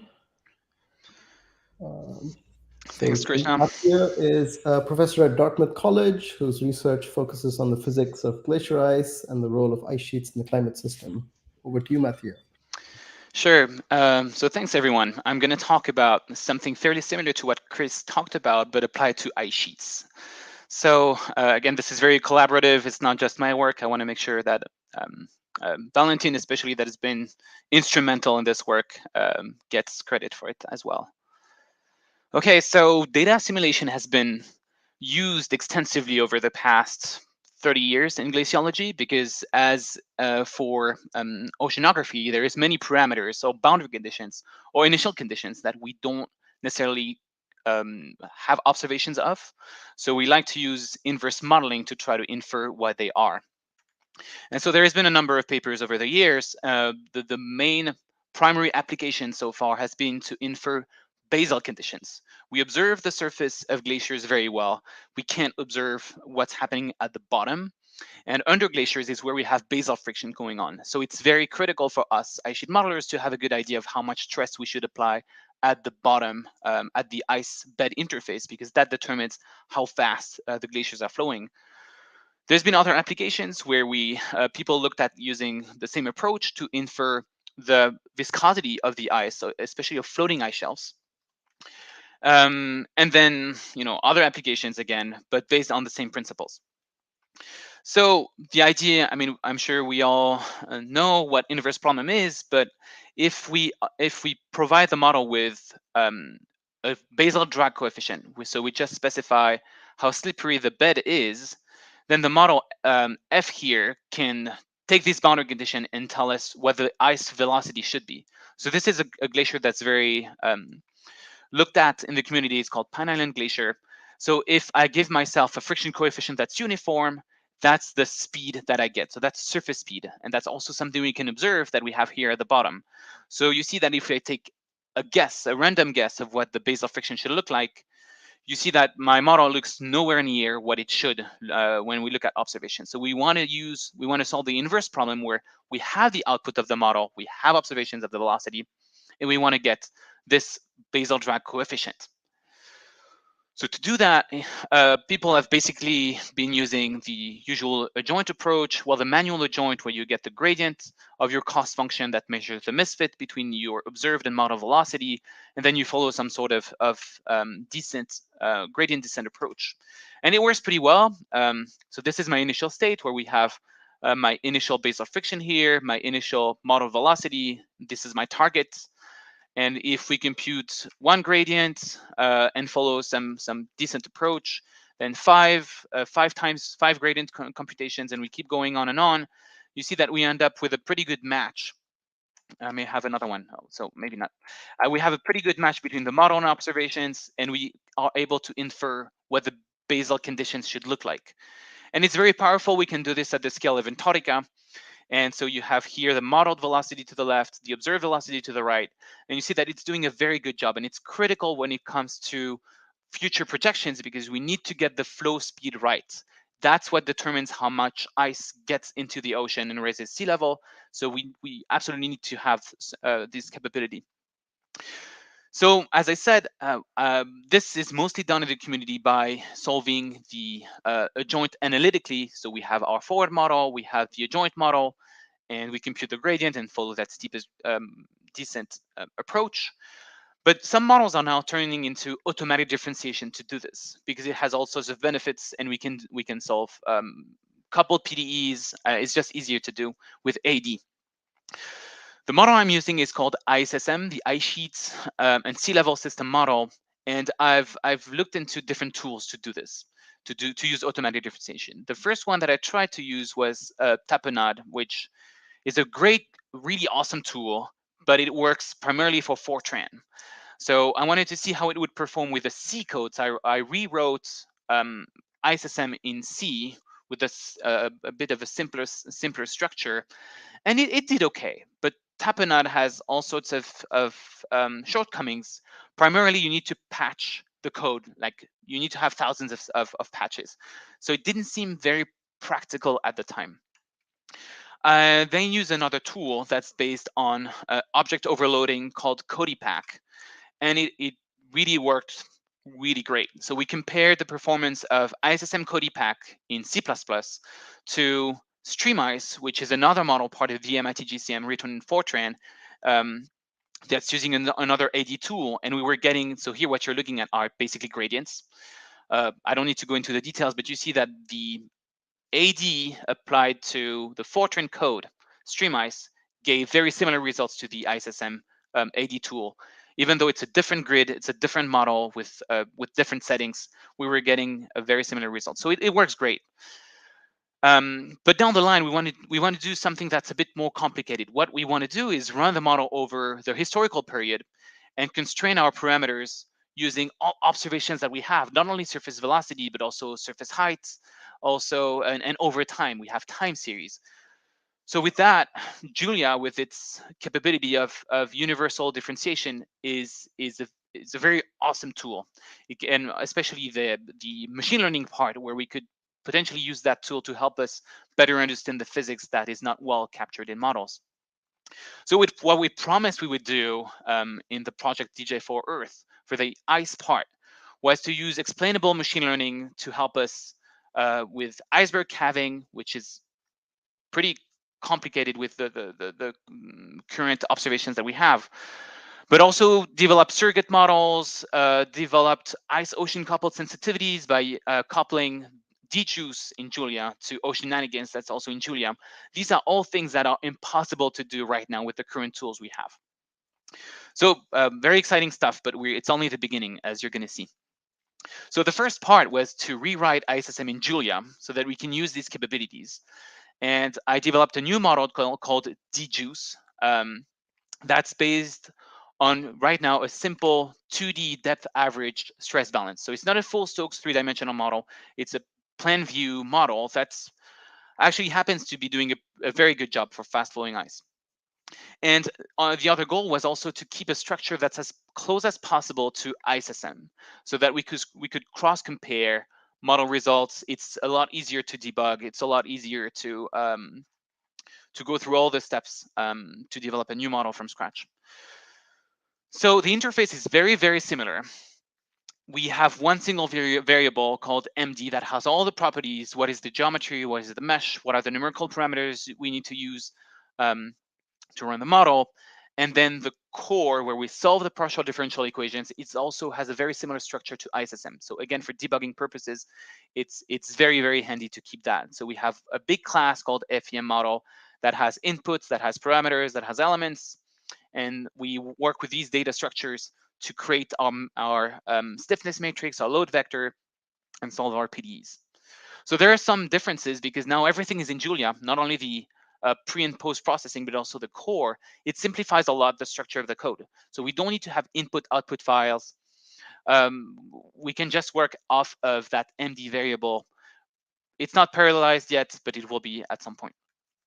So I thought I would give you a quick demo of what this looks like right now. I worked on a Jupyter notebook for the first time, which was pretty cool. So this is what it looks like. You just load djuice, you create a model. So MD is our variable that contains all the information we need to run the model. And that's it. Can you make the font a bit larger? It's pretty. Ooh, let me see if I can do that. Like Shift plus, yeah, that's sort of, yeah, awesome. How is that now? Okay, so I create an empty structure that has all the parameters that we want, and then I call a function called triangle that is going to create a mesh for us.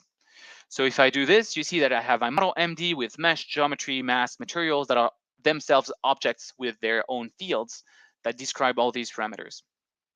And then we can plot anything. Like here, I'm just plotting the mesh, and you see this is what my mesh looks like.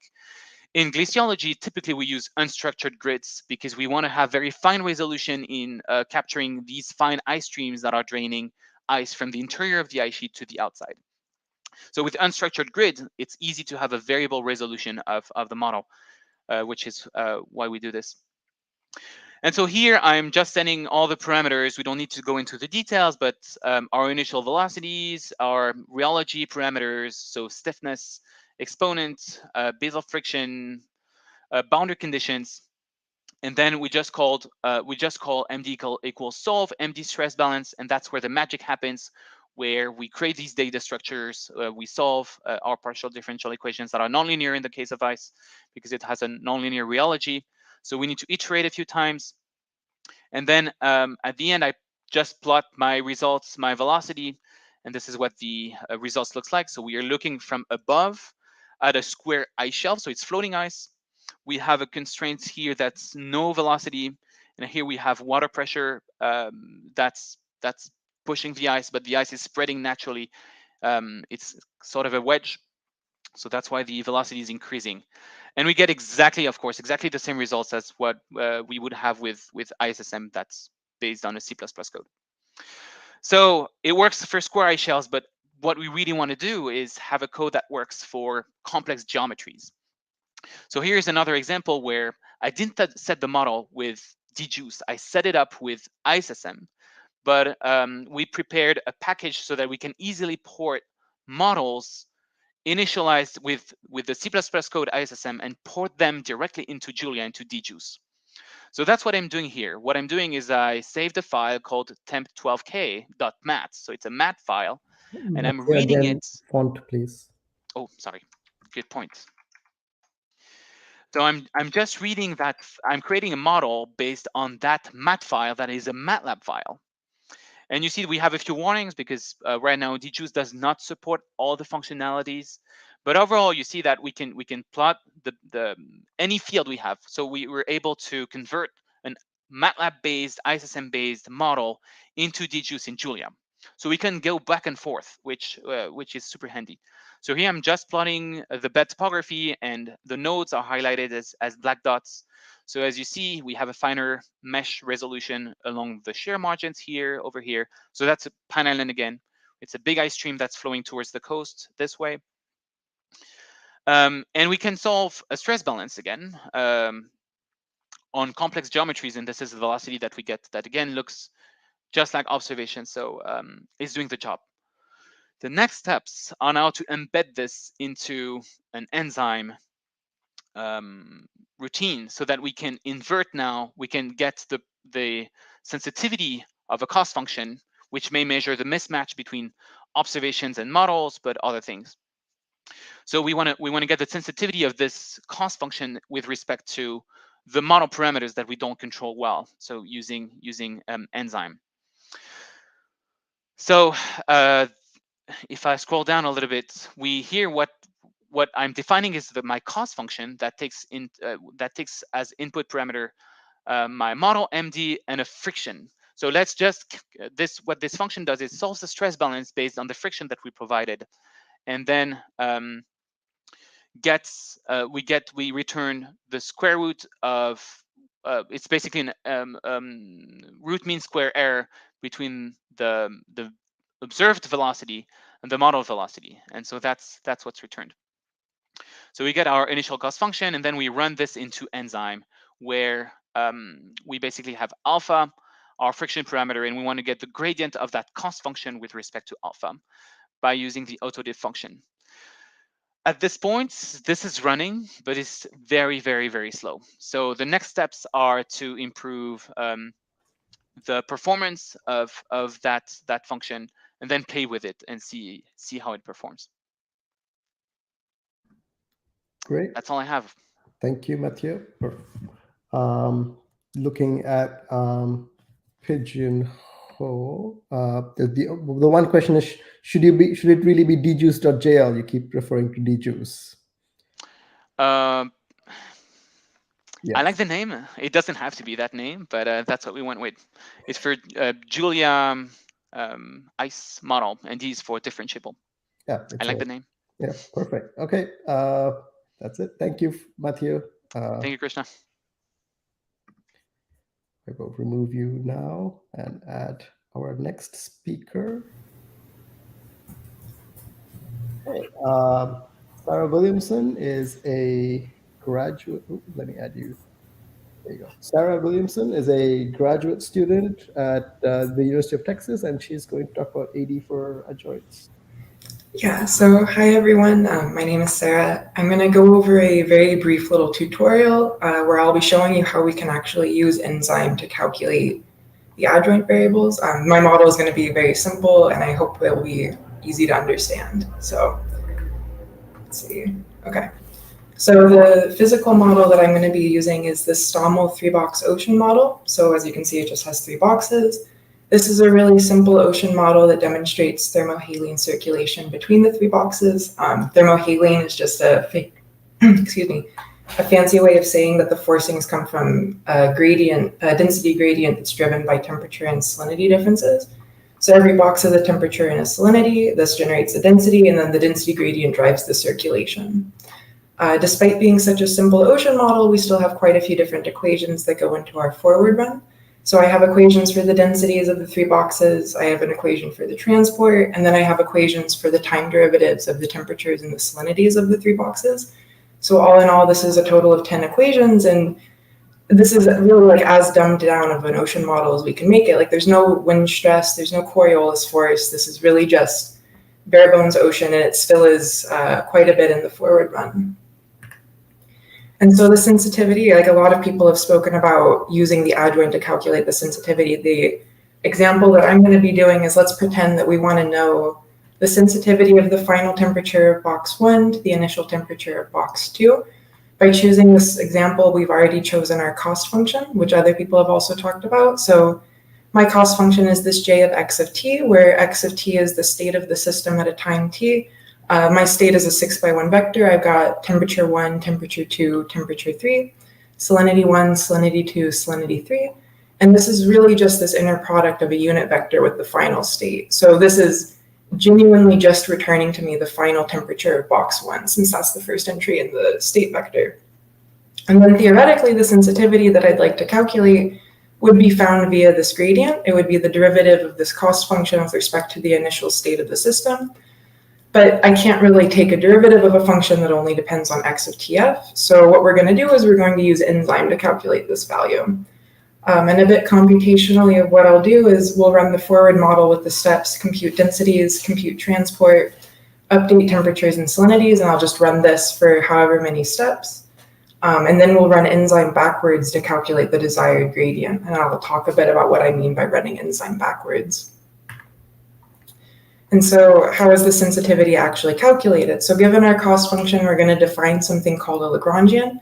This is really just a fancy way of getting at the gradient that we want to calculate. And so within this Lagrangian math_cal_L, we have two new variables. We have mu of t, which is what people have been referring to as the adjoint variable. So really the adjoint variable is just this Lagrange multiplier. I also now have something called capital L. Capital L is a forward step. So capital L will take x of t minus delta t to x of t. And that's all that it's doing. So that's encapsulating like the density, transport, time derivative update. And our goal will be to find the minimum of this Lagrangian, which is where the gradient is 0, right? Because if we want to find a minimum, what do? You take a derivative and you set it equal to 0. And all of this leads to something called the adjoint equation. So we have 1, 2, and 3. And the adjoint equations give us a really nice, easy way to step backwards with these adjoint variables, these Lagrange multipliers. So if I set this to 0 and I solve it for mu of tf, I get the first last adjoint value. And this is what I mean by running enzyme backwards, because we're starting at the final time and running backwards to the initial time. And since my cost function is so simple, I can compute this gradient by hand. This will just be that unit vector in the first direction. The adjoint equation with the intermediate steps, so like the times between the initial time and the final time, give me a way to go from mu of t plus 1 back to mu of t. And then this final adjoint equation really tells us exactly the sensitivity that we want to know about the model. So this is what we're trying to get at. And then the next logical question would be to ask, so where does enzyme come into play in all of this? Enzyme will be calculating for us these two actions. So the action of the Jacobian of our forward step acting on the last adjoint variable.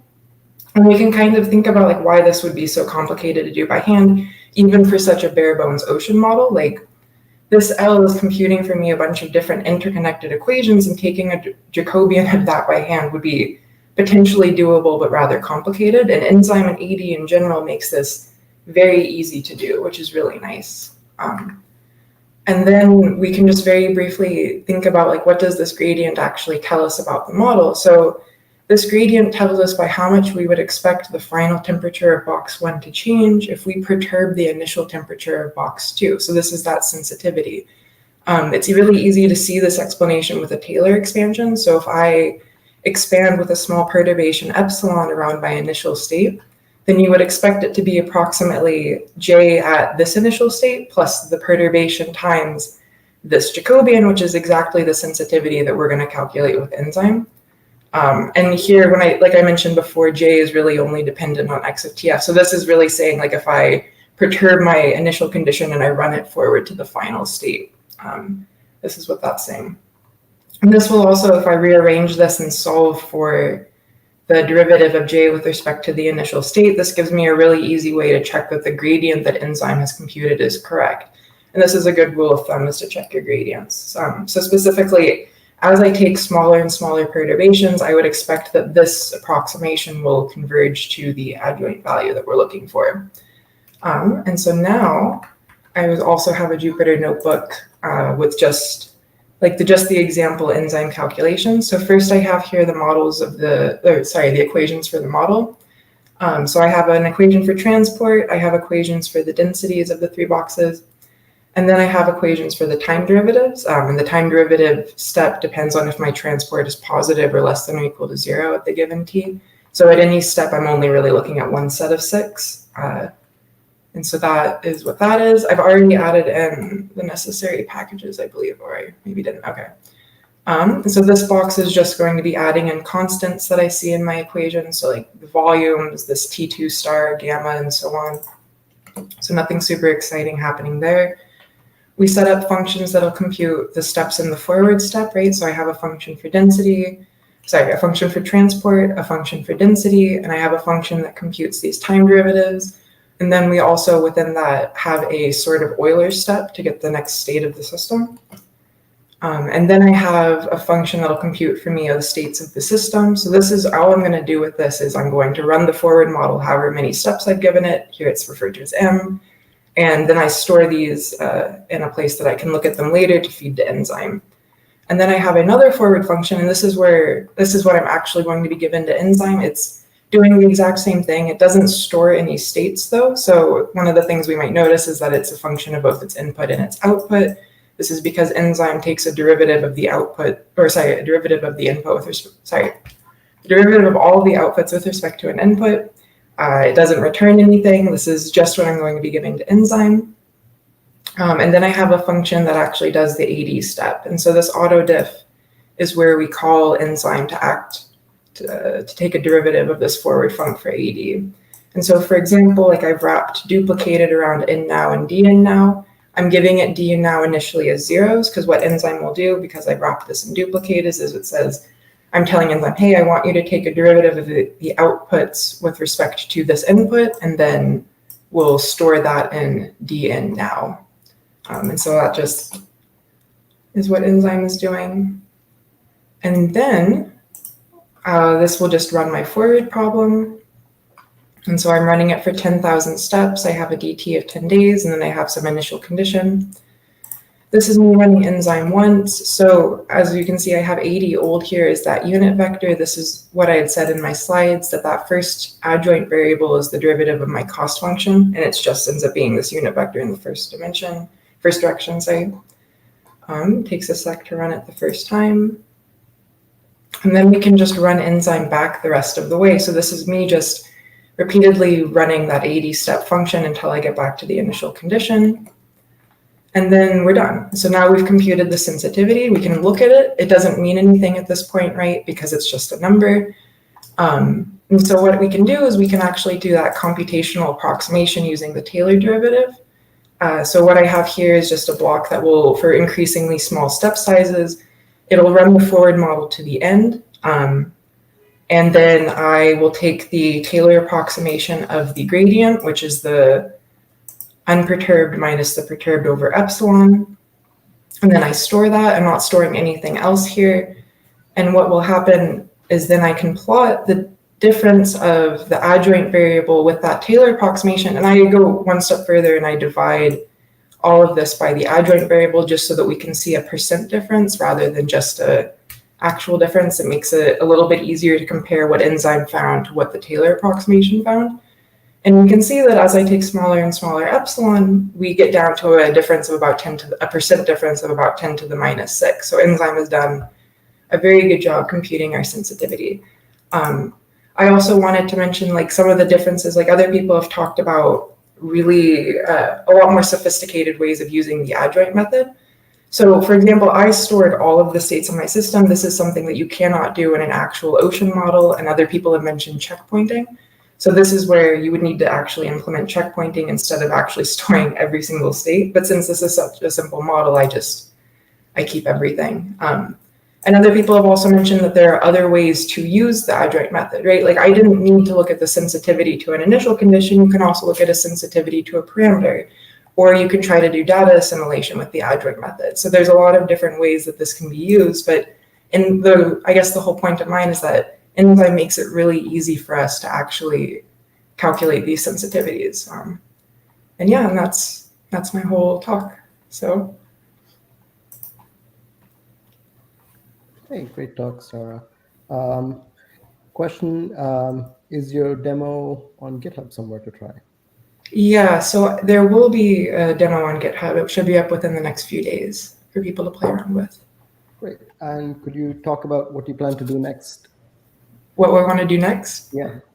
So I mean, I'm going to help get Oceananigans running with enzyme, hopefully. So their goal is to add enzyme to better ocean models, right? Because this 3-box model is it's not really a true ocean model in any sense. It's just kind of a toy model for us to play around with and see that enzyme works, check capabilities. Okay, thank you so much. With that, I'll hand over to Chris Hill to play Billy Moses's video for on enzyme.jl. Okay, so let me try that. So I'm going to add Billy's video to the stream. Can somebody? I'm going to press play. I haven't checked. So Krishna, can you confirm that the audio works when I do this? I haven't checked this before, so let's see. Okay, ready, go. I'm William Moses, and today I'm going to be talking to you guys a little bit about enzyme.jl. The work on enzyme is not just the work of myself, but a much larger group of people.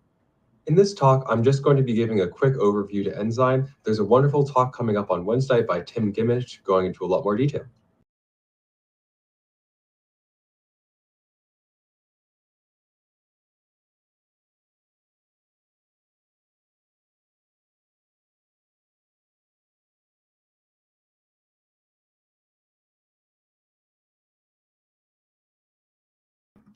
Chris, I think the audio is lost. Could you add yourself to the stream, please?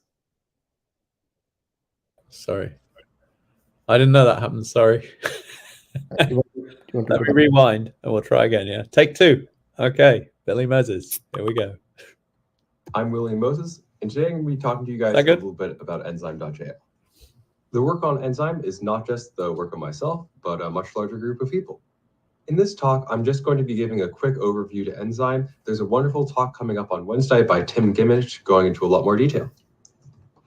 So, to begin, as we saw earlier, derivatives are really, really useful in scientific computation, especially here in the context of earth science modeling. So what's really neat is that it turns out that derivatives, specifically the ones that we want, actually can be generated automatically by fun program transformation tools. So suppose we have here on the left this relu3 function that takes in an input and then returns the corresponding output. We can run it through some AD transformation that generates for us a new function, this grad relu, that now computes the equivalent of the derivative. There exist three typical styles of doing automatic differentiation. The first of which is create an entirely new domain-specific language where every single operation in that language is explicitly designed to be differentiated. Examples of this in practice include TensorFlow, PyTorch, or Diffie.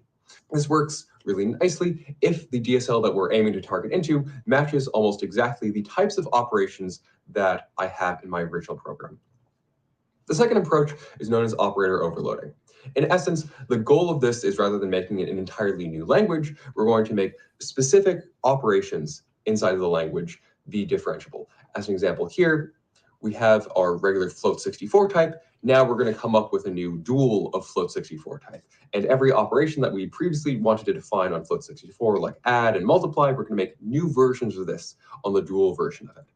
Now, not all of the functions that we want to use, especially those that call external libraries or C functions or whatever else, are going to be type extensible to be able to handle both the original float64 and this new dual of float64. So there's still some amount of rewriting that you may have to use to handle these non-standard versions of this. In Julia, as an example, some versions of this include reverse diff.jl for reverse mode ID, forward diff.jl for forward mode ID.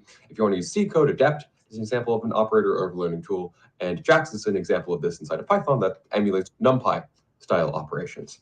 Now we've modified our relu3 function, and most of these operator overloading tools, when you're doing reverse mode, have to first run a version of the computation where it looks at every single operation that you're doing and stores all of those operations that you're running on a new instruction tape. Then when I want to go ahead and compute the actual derivative, it interprets every single style of those instructions on the tape to be able to compute the overall derivative. And of course, doing this sort of dynamic recomputation and storing of values to be later interpreted in practice also can be quite slow.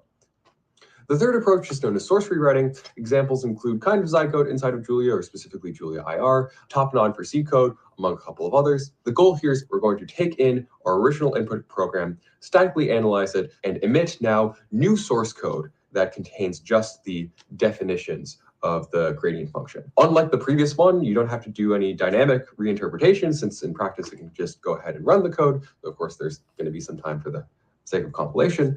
But in contrast, you also need to make sure that all of the code that you want to be able to run is available to these source rewriting tools. Now, regardless of which of these three style approaches that you go down, all of these tools tend to follow the same typical approach. So first I have my language, in this case Julia. We have our AD tool that's designed for that language, doesn't matter which of those three, and we emit new Julia code, and then we go down the typical compiler pipeline. In this case, the AD tool is specific both to the individual language and also operates entirely on the source code basically as written before it goes through any optimization procedures. Now, in practice, that's not necessarily the greatest thing. So we've got this magnitude function here that takes in a vector of float 64s and computes the magnitude in O of n time. And we have this normalize function that normalizes the vector in O of n squared time. Specifically, it's O of n squared time because we go through every index of the array, and we also compute the magnitude there. And since this takes O of n time, we're doing that n times total runtime, O of n squared. Now, any reasonable compiler worth its salt should be able to figure out for us that this magnitude function is the same in every iteration. It's able to hoist it out and reduce the runtime from O of n squared down to simply O of n, since we're only calling the magnitude function once. If we were able to have an AD tool that doesn't actually work like all those existing ones in practice, where those existing AD tools, again, have to operate before any optimizations come into play. Let's see how that magic AD tool might work. So once again, we have that original function, we optimize it, then we do AD on top of it. And the way that, in this case, reverse mode AD works is, in essence, whatever you had as your original code, you mirror it or you reverse it to compute the corresponding derivative. So whereas we had the magnitude function outside the loop to begin with, now we have the gradient magnitude function also at the end of the loop. But unfortunately, that isn't actually how these things are implemented in practice. These existing AD tools have to operate before any optimizations. We have this magnitude function, once again, inside the loop. We do the differentiation immediately now, and we have the gradient magnitude function, again, inside the loop. We can now see if we can run the optimization after the fact and hoist it outside, but it's not legal to do so, specifically because the gradient magnitude function actually calls with this loop local variable dres, and since that variable is defined inside the loop, we can't hoist it outside the loop. So the real sort of moral from the story is that if you're able to, instead of those existing approaches, differentiate after optimization, you can potentially create asymptotically or just generally faster gradient code. And that's exactly what Enzyme is designed to do. Unlike those existing AD tools, which all operate one on an individual language and at the source level, the goal of Enzyme is to push differentiation as far back as possible. In particular, our goal is to be able to push it inside of the LLVM intermediate representation, where a huge amount of all of these existing optimizations are done. Now, by working on the LLVM IR, we're now able to work alongside the optimization pipeline, and in particular after existing optimizations are run. Also, as a neat side benefit, in addition to the fact that we're able to, of course, go ahead and say differentiate Julia code, but we're able to differentiate any code that's statically compilable down to LLVM. So we can differentiate C++ code, Fortran, Rust, Swift, whatever you like. As long as it's compilable into LLVM, we're able to differentiate that LLVM. From here, the first result that we got, which was presented at NERVS 2020, is let's just do an ablation analysis of the effectiveness of running AD after optimization actually works in practice. So we took our original Enzyme pipeline where we actually run optimizations first. And we also took a reference pipeline that tries to emulate the behavior of these other AD tools, specifically by running immediately with no optimization running first. So if we compare both the Enzyme pipeline and that previously mentioned reference pipeline, on average, we get a 4.2x speedup simply by running optimizations before any AD process. And if we look across this, which this is the Microsoft ADVec suite, which is a relatively standard suite, which has some machine learning code, such as some LSTM bundle analysis and GMM. These pieces of code get a reasonable speed up 2x, say like 5x or so. We also have some integrators. So we have an Euler integrator and an RK4 integrator, which has a bunch of like macro expansion template equivalent bits. And we see there's a really big gap right here, partially because there's a huge amount of things to go ahead and optimize inside of that through all those macro expansions and the like. Finally, we have both the FFT test and a Brussels Rater test. And it turns out an FFT was handwritten to be super duper optimized to begin with. So doing any additional optimization in the compiler prior to AD didn't make as much of a difference. Whereas here it makes a huge difference. And for your typical machine learning codes, you make a still fairly sizable difference, leading to that 4.2x speedup on average. Now, with that little intro to what Enzyme is generally, let's talk about enzyme.jl, since this is JuliaCon after all. What enzyme.jl is specifically is its Julia bindings to the overall Enzyme AD framework, which again, recall, can work on any LLVM-based language, not just Julia. The bindings themselves are actually built off of GPU compiler.jl, which is a wonderful framework for doing general compilation which includes, in this case, not just GPU code, but CPU and other neat pieces of code. Inside of enzyme.jl in particular, we expose both forward mode AD and reverse mode AD. What's really neat about enzyme.jl, specifically in a Julia context, is that unlike a lot of other AD tools, it's able to handle mutation, it's able to handle parallelism, both from a CPU context as well as from a GPU context, and in particular, both AMD and CUDA GPUs, as well as a lot of other pretty neat stuff. And as alluded to earlier, through the benefit of both static analysis and optimization, we're able to get very, very fast, in particular on scalar AD codes. So we can actually take a look at how this works in practice and compare it against some of the existing tools in the Julia ecosystem. We have this simple Taylor series. You can run it within Enzyme for both forward mode and reverse mode, and you get roughly 30 milliseconds. And that's actually even faster, like the reverse mode of Enzyme is actually faster than calling the forward diff.jl, which is itself faster in this case than Zyga, which is itself even faster than calling on Diffractor. You can also compare this to the equivalent code inside of JAX, and it turns out to be a lot faster than JAX in particular. Not only is the time here faster, but you'll note here that this order of number of iterations is one order less than all these other ones because it ran out of time to run, and this is the time that I cut it off at. The Python here code for JAX is shown as follows. JAX also has a high-level primitive for a for loop, which isn't exactly what the style of code is for these other pieces, but if you chose to use that specific high-level primitive, you get something a lot faster, but still not nearly as fast as these other things, which is pretty neat. So talked a little bit earlier about all the cool sides of Enzyme. Now, of course, Enzyme is continuous work in progress, so there's naturally a couple of sharp bits. So as mentioned earlier, Enzyme is built off of GPU compiler.jl, which gives it a lot of really neat stuff. But in contrast, there's a lot of stuff that also provides this limitation. So specifically, if you have any code that's GPU style code, in other words, there's no mutation, you tend not to use a lot of global variables, etc. That code tends to be relatively well-formed and easily differentiable by Enzyme. In contrast, if you have more generic or type unstable code, that's code that's not typically well handled by GPU compiler, which we're actually extending to be able to make sure that all of these things work inside of it. So the gist is, if you have code that's type stable and insert that sort of sphere, you're probably good off. But if you have anything with type instabilities, you're reaching the lane where there'd be dragons and may not necessarily be full support yet, but we're continuing to add more support for that as time goes on. A couple of other things. There are some parts of Julia that tend to call into external libraries. We need the definition or a custom derivative equivalent of those to be able to go ahead and differentiate it. We have fallback support for typical BLAS calls, but we haven't yet implemented that for LAPAC, but hopefully there's a PR outstanding for that and that'll eventually come. Similarly, we don't actually integrate right now with chain rules. All of the derivatives are actually generated from the LLVM IR itself, as opposed to someone having to go and manually specify the derivative for all of those pieces. So if you try to use, say, a chain rule style rule and it doesn't get registered, it's because it doesn't use chain rules right now. There's actually some ongoing work on a precursor chain rule style system within Enzyme called Enzyme Rules, which hopefully we'll eventually hook up with that, but currently doesn't exist and will hopefully relatively soon in the future. Moreover, if you do use certain styles of internal allocations in the functions that you're trying to go ahead and differentiate, we don't yet have full support for all the types of things inside of Julia's garbage collector. So if you use certain types of allocations inside the function that you're trying to differentiate, you may hit that in-progress support, which is not yet fully supported, as Julia's garbage collector has a lot of really interesting things that I'm sure someone else at JuliaCon can talk at length about some of those interesting pieces. A couple of other relatively interesting bits. Enzyme is one of the first tools actually to be able to differentiate in reverse mode arbitrary GPU kernels. And that actually turns out to be because differentiating arbitrary GPU kernels is really, really hard.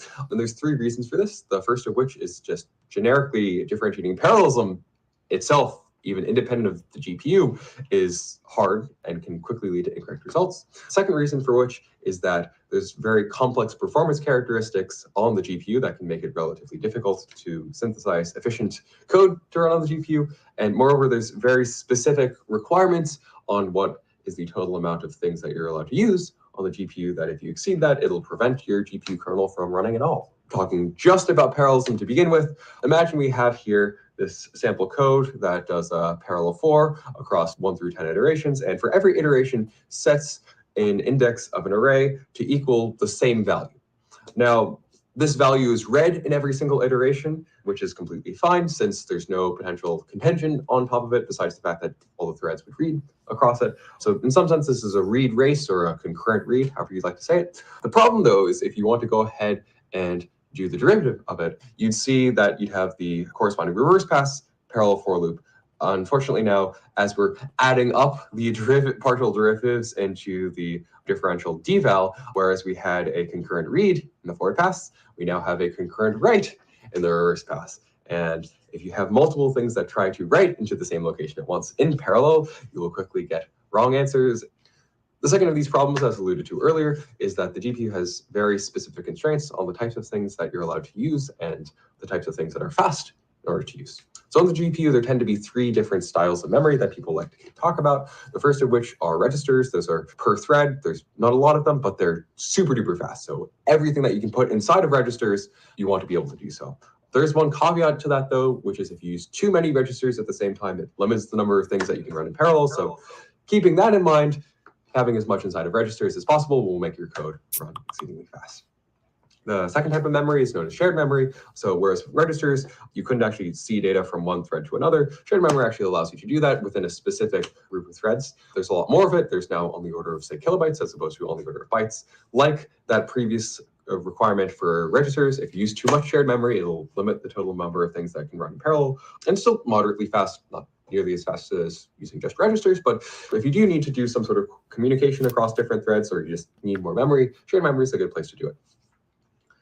Global memory is the final type of memory that people tend to care about on GPUs. It's a lot more of it, on the order of gigabytes. If I were to say buy a new 3090 and NVIDIA advertises to me, you got 12 gigabytes of memory on your GPU, they mean you have 12 gigabytes of global memory.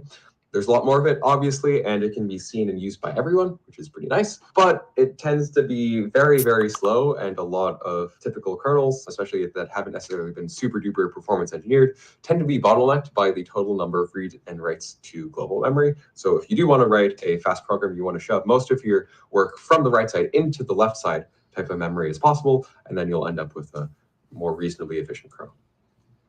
And the way that we actually go ahead and resolve those two problems of both the parallelism as well as the memory hierarchy is actually to solve them together. So specifically, if you already have that super duper fast thread local memory, we can also give you a super duper fast way of resolving the races, which is there is no race. So we can just do a non-atomic load and store, and that's the fastest thing that you can do.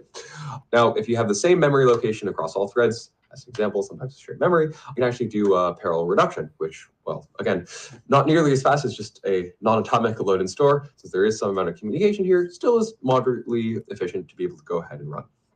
And finally, if you have something else where you have no idea what's going on, as an example, as is the case with, say, global memory, you can always fall back to an atomic load and store, and they'll maintain correctness.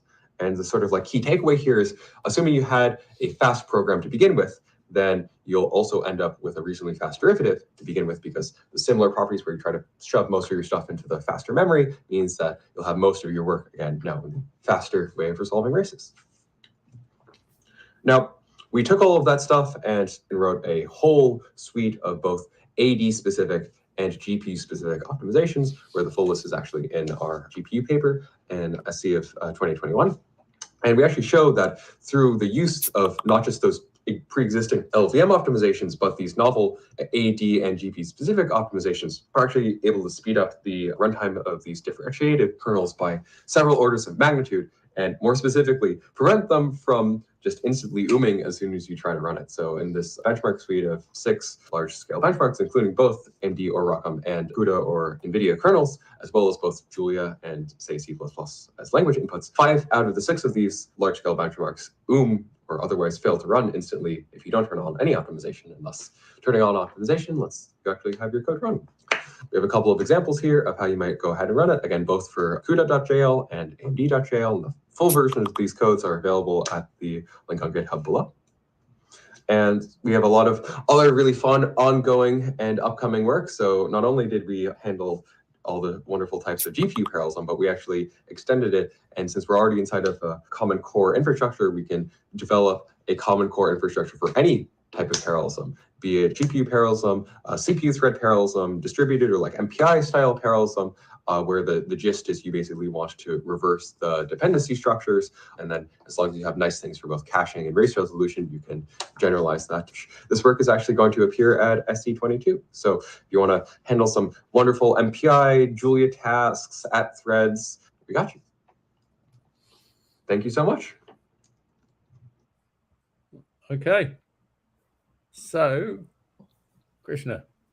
Yeah, so there is a question, are packages like linear algebra and other things in the stdlib differentiable by enzyme? So I don't know about stdlib, but I can talk about linear algebra. I know that there's support coming in enzyme for BLAS and LAPACK and so on. And once it's there in enzyme proper, it will be coming to enzyme.jl as well. I think that was the only question. So without further ado, I'm going to kick you out, Chris, and add Michelle. Thank you.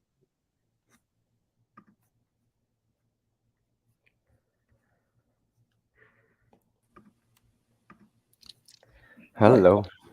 Michelle is a computer scientist at Oregon National Lab, and he's going to talk about autodiff extensions for numerical simulations in Julia. Over to you, Michelle.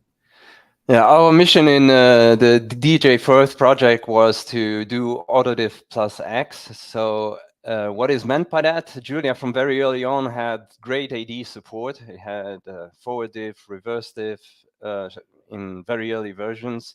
And then came Zygote, Diffractor we have today, and there are also other new AD tools coming along. But the question was, what if, suppose you have an AD tool, what else do you need in order to differentiate the kind of codes that we have in this symposium? And has been, as the previous talk has been about enzyme, it turns out that we will probably be using enzyme a lot. And that's why also Valentin and Billy are on this talk too, since they helped us out whenever we had to interface with the AD tool.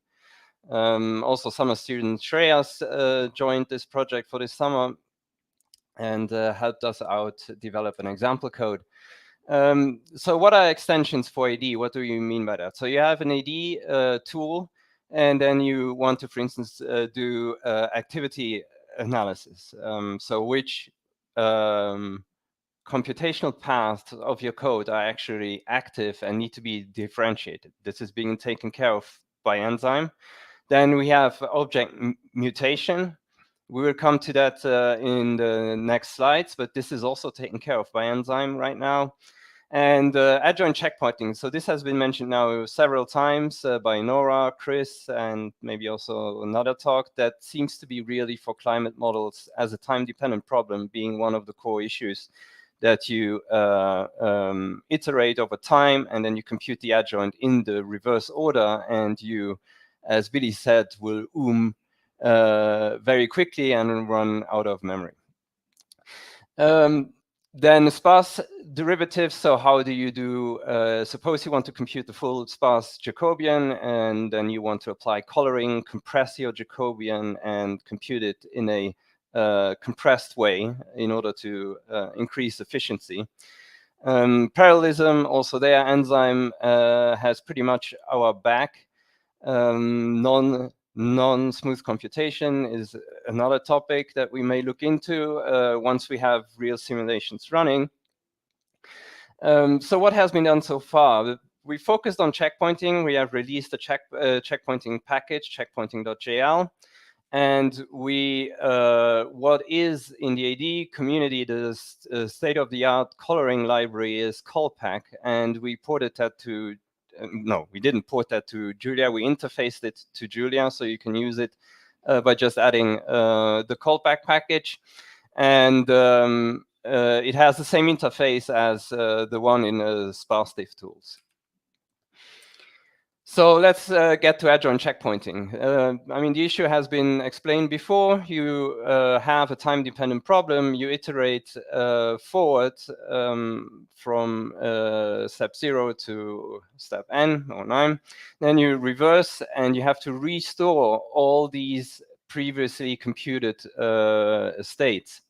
And this takes a lot of memory, or potentially takes a lot of memory.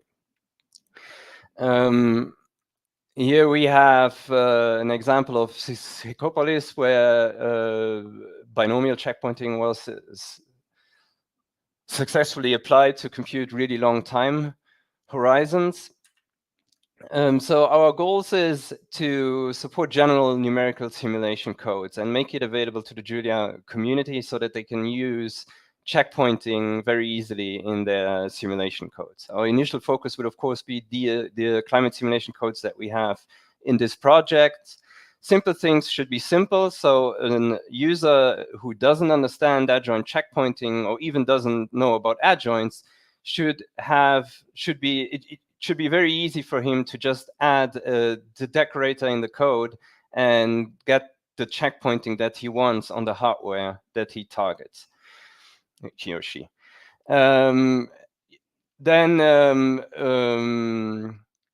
We use Julia code transformation macros. So we transform a loop into a checkpointing loop so that you have a time-dependent loop. It then becomes a loop that computes the forward and the reverse adjoint and checkpointed.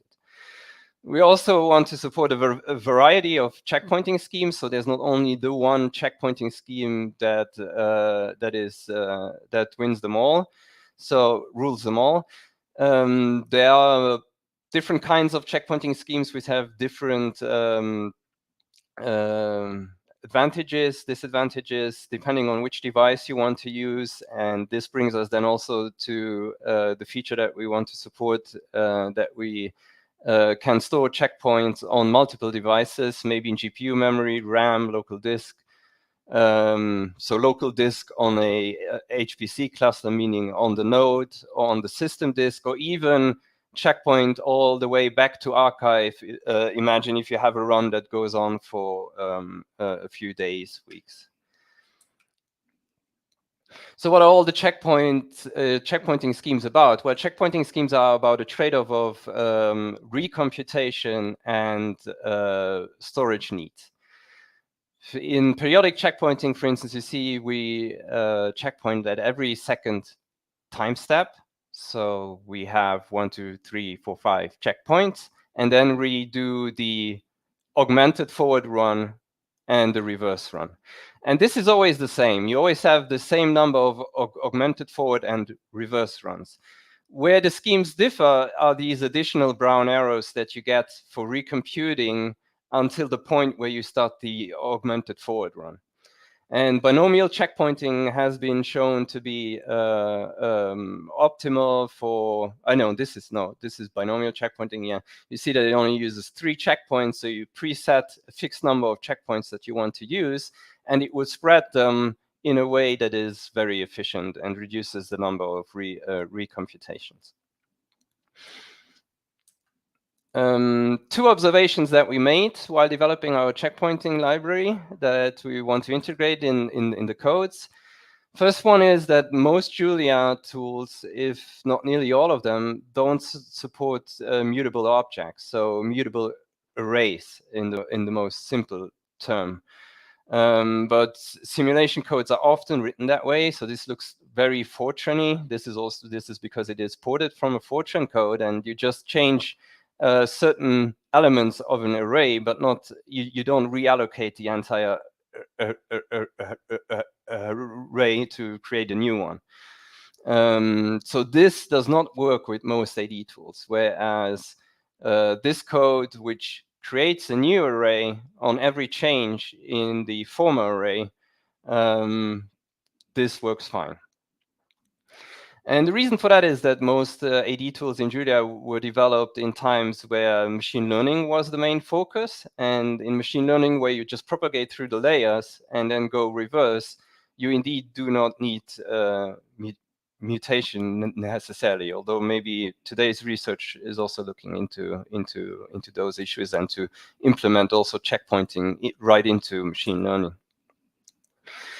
The second observation was that all our codes that we use as an example, so DJUS by Mathieu, Lulesh, which we used as a code to demonstrate enzyme, and Oceananigans, they all use the same while loop where they essentially start at a time and they stop at the time, which is often unknown. So the number of time steps are unknown. The time is known in seconds, but you don't know how many time steps you're gonna need to reach that simulation time. So all these codes use a while loop, and all these codes go over a struct. So you have a domain, a sim, or a FEM model struct, which has all the information that the model needs, and then you compute the next time step, and you get the new state out. So storing the entire struct overestimates probably the entire state. You don't have to store everything. Like, for instance, integer values don't necessarily need to be stored. However, this can be fully automated. So that's what we are aiming for, that we just take a struct, we checkpoint that entire struct, sequentialize it, write it out to disk or whatever, and store the entire state to make it as automated as possible. Yeah, and these are then our needs for this project. So it should be fully automated, while loops with structs. Mutation should work, and that's why we are using Enzyme for most of this, because Enzyme has this neat abstraction where it can differentiate structs. So in Enzyme, you don't have to have a variable, you just give it a struct, input struct, output struct, and it will differentiate all the derivatives with respect to everything in those structs. And how are we going to embed adjoint checkpointing in Julia? So checkpointing scheme, a checkpointing scheme is just another function. And the loop that is being differentiated is also just a function. So we can incorporate all that into the chain rules.jl package. We can just define a rule for our checkpointing function, and then apply that in the differentiated code. We have then a function checkpoint struct where whether you have a for loop, a while loop, everything will be mapped to this checkpoint struct function, which has a primal struct and then an adjoint struct, which is the terminology used from Enzyme, which is the shadow struct, which has all the adjoint information in it. And by defining a chain rules.jl rule, we now have all that covered. Every AD tool that now uses chain rules.jl will work with our checkpointing library and will work with all the schemes that are implemented there. So how to install checkpointing.jl? It's in the official release repo, package repo. So you just add checkpointing. It supports revolve, which is shown to be optimal under certain assumptions, like that writing and reading to memory has no cost. Periodic checkpointing, so at every period you do checkpoint. This is, for instance, useful if you write asynchronously to disk and you just want to write out as much as possible. So at every period you write out a state to disk. And then it also has now online revolve, which is used if you do not know a priori how many time steps you are going to do. So this was very important for us to support that very early on, since all the 3 example codes would need this. Then in addition to doing the checkpointing in memory, so storing the entire struct just in memory, we also added HDF5 support, since that seems to be the straightforward target. Most large computer system supports HDF5. Most numerical simulation codes work with the HDF5. And it has, interestingly to me, since I have myself not really extensively used it, support for multi-level caching. So you get certain features that we want to have in checkpointing.jl, you get for free through HDF5. Like you can pre-cache certain checkpoints into RAM and load them from disk before they are used. So fully automated checkpointing is now possible if the body of the loop can be differentiated using enzyme.jl, and the outer code outside of the loop can be differentiated by any AD tool that supports chain rules.jl, and also assuming that that tool then can differentiate that code. If you manually write storing and restore functions, we currently support all the AD tools. So our tests currently run over Diffractor, Enzyme, ReverseDiff, and Zygote. Still, I would qualify the entire code still as fragile. So you probably run into issues if you use it straight away on your code, and we are happy if you submit issues on our GitHub page. As an example, so these are the examples that we work with, not these nice coloring graphs of oceans, but 1D heat equation. And we do 500 time steps. We have a boundary condition on the left of 20 degrees, temperature, whatever, and 0 on the other end. And then we initialize all the temperatures to 0. And we let the simulation run for 500 time steps, so before it reaches the steady state, and then you get the nice gradient out here on the right. And this is implemented in the example. So what you have to do then is you have your struct heat where all the information is stored. So the previous time step, the next time step, or current time step, the size, lambda, and the number of time steps. So this is our struct that we have defined. Set the boundary conditions, and then you define your checkpointing scheme, and you have to give it the struct type, so heat in this case. And it will generate all this how to store, restore, and how to apply the chain rule, and all of that will be automatically generated. And then you just can call Zygote gradient of the sum of the heat. So here's the sum heat function.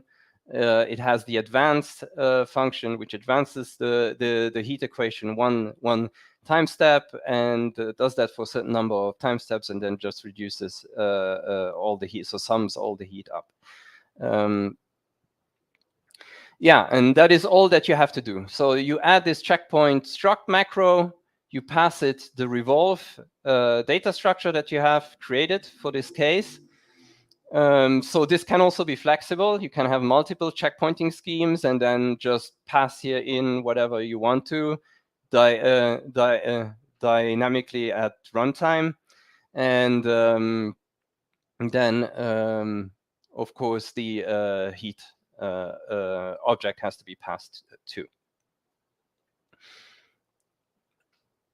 So now Zygote differentiates the outer, so the reduction effectively only, and enzyme differentiates the inner part of this loop. So the outlook, for fully automated differentiation, we need two things. We need support of chain rules for enzyme, which was mentioned in Billy's talk. So enzyme rules, we are working on that. So that is really our next focus, to get that off the ground so that you can really use whatever AD tool wherever you like, in the inner loop, outer loop. So for support of struct differentiation, we haven't gotten it off the ground yet. So that's why enzyme can only be used in the inner loop. I try to implement it using Zygote. Maybe I'm doing also something wrong. Happy to get comments on that. How to apply other AD tools to differentiate, how to make them differentiate structs, or what else is needed to achieve that. So a workaround, or not really a workaround, but you can generate or write custom store and restore functions, and then everything works with all AD tools. In terms of application goal, we want to differentiate a simple MPI parallelized iSheet model and show that it can run on a large system and that we can checkpoint the various devices at the various levels in the memory hierarchy. That is our that is what we are looking as a main outcome for next. Yeah. Then coloring, brief look at coloring, what we have done there. We released callpack.jl, which has several graph coloring algorithms that have shown in the AD community to be really pretty, I mean, the state of the art algorithms that are out there. We have exported the API to match the one of SparseDiff tools. So and we use the binary builder so that you download automatically the binary of callpack, and you can just use it straight away and play with callpack. There are certain features and coloring tools that we still want to add, so they will come when there's more interest into coloring. And why did that stall a bit? Because we tested it on so we have power system problems that we can apply this to, which are small unstructured graph problems. And we observed that both SparseDiff tools and callpack find the optimal coloring. So there's no real need for using callpack there. However, in these applications here, we expect that if you have a sparse Jacobian problem where you want to compute the full sparse Jacobian, that callpack will be useful, and we are looking forward to this. And this is it. Thank you very much.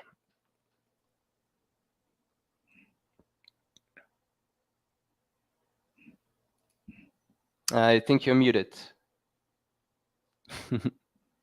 I have a newfound respect for TV producers. So there's a question on Pigeonhole. Would the 1D heat formulated in Oceananigans and DJuice be a good setup for testing integration? And it's possible in both tools. Heat equation implemented in DJuice or Oceananigans, effectively. Sorry, I didn't fully understand the question. So there is a 1D heat formulation in Oceananigans and DJuice. So yes.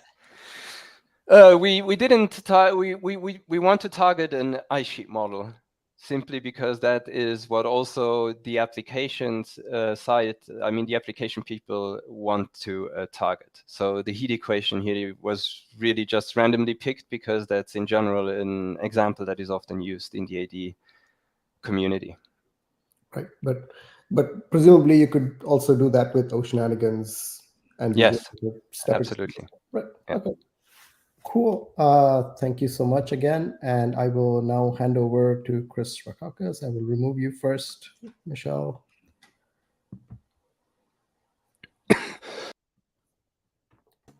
And add Chris. Oh, Chris is good to go. Okay.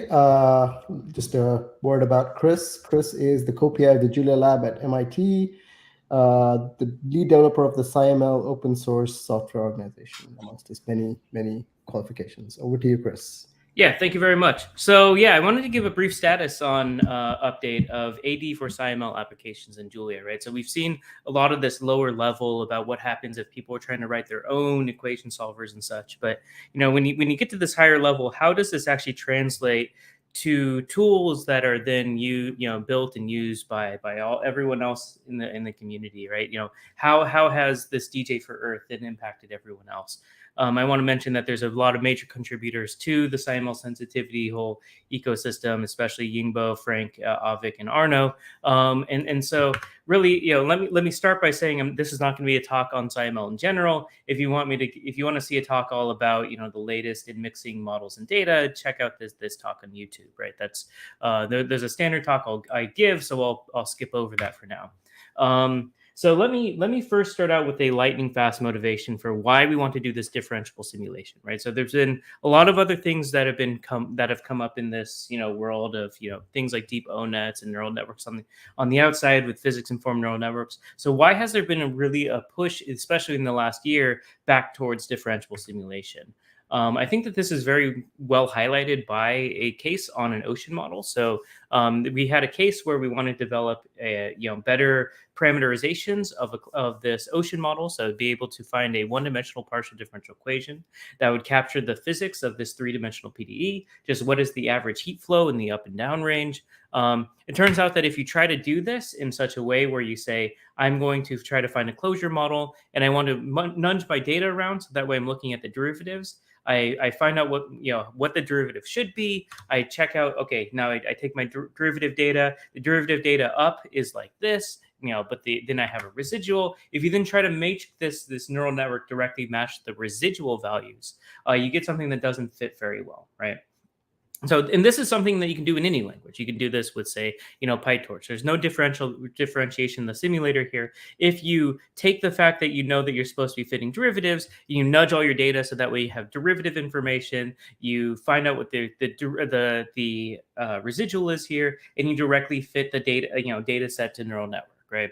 But this does not turn out to work out so well. The reason is because if you only try to control the derivative of a process that's evolving over time, you will naturally get a drift over time, right? So what you want to do instead of controlling derivatives only is you also want to do integral control, which essentially corresponds to using the solution to the model with the neural networks embedded in it. You want to use that within your loss function, which naturally means that your entire simulator is in your loss function. And so therefore you have to differentiate it, right? So this is what brings us to differentiable simulation, along with a lot of other things where if you look at, say, physics informed neural networks versus a differentiable simulation approach, there's about a 10,000 to 100,000 times difference, where Fourier neural operators, deep O-nets, and physics informed neural networks are much slower than an optimized differentiable simulator. You can go check out one of my other talks that describes all of that in detail. But so this brings us to differentiating simulators, right? But differentiating simulators is all about adjoints. So why is automatic differentiation important if we're just using the adjoint method, right? So how the adjoint method, first of all, there isn't just one thing that's the adjoint method, right? You can mathematically say that there's one adjoint method, but if you actually go and practice and come up with implementations, there's about 9 different adjoint methods, or there's about, well, you can actually come up with a whole grid of 27 different adjoint methods given different choices you can make, but there's about 9 of those that are useful. Right now, the key about these adjoint methods, right? When we talk about doing adjoint methods, you actually write down an equation. So if you're solving an ODE, the derivative to an ODE is solving a different ODE. But that ODE that you're solving actually you write that in and then you solve that using your solver. And so, Julia is not the first to offer that. So, there's other large scale sparse distributed libraries. So there's other libraries that have these large scale stiff ODE solvers developed for, partial differential equations. So, and they also have adjoint techniques. So, sundials can have adjoints. PET-C can have adjoints. But sundials or in Julia, the Julia SciML ones, it has the adjoints with checkpointing and sparse automatic differentiation, everything baked into it. So if you're using a sparse Jacobian on a huge PDE, you get that checkpointing and everything automatically. You get that sparsity handling automatically. But the real big differentiator from the Julia side to the classical C++ libraries is that the automatic differentiation is baked in. And, so even though, and the reason why this is important is because calculating the derivative to an ODE is just solving another ODE. So you might assume that if you have a good ODE solver, then you can do this effectively. But the issue is that the definition of that ODE that you have to solve actually has something in here that is a vector Jacobian product.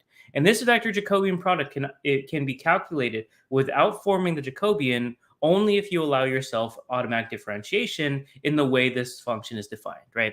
So even if you have a way to generate adjoints, that does not necessarily mean that you have a way to generate the adjoint equation in a way that is efficient. You have to have automatic differentiation as part of that code generation process in order to do that. And that's where Julia really shines from where the previous tools were. And now, how that is done really matters. We've now shown, for example, that doing this with enzyme is about 2 orders of magnitude faster than a lot of the other tools that we're using in Julia before. So, how did we take this and over the last year make this package SciML sensitivity and make this truly automatic for users, right? So this is all about the sensalg interface. And really the key is that if you just stick a solve, right? So if you stick an ODE solve inside of a loss function and you say you calculate a derivative, it will make use of automatic differentiation overloads. So that way this will be done effectively. So you with forward mode, you just stick solve inside of a loss function, you're good.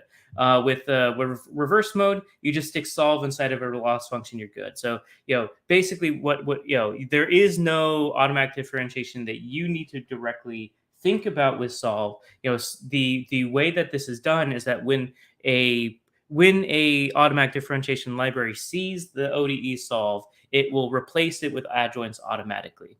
Right, so it does this change to create this equation, solve it in reverse, everything. That's all done automatically underneath the hood.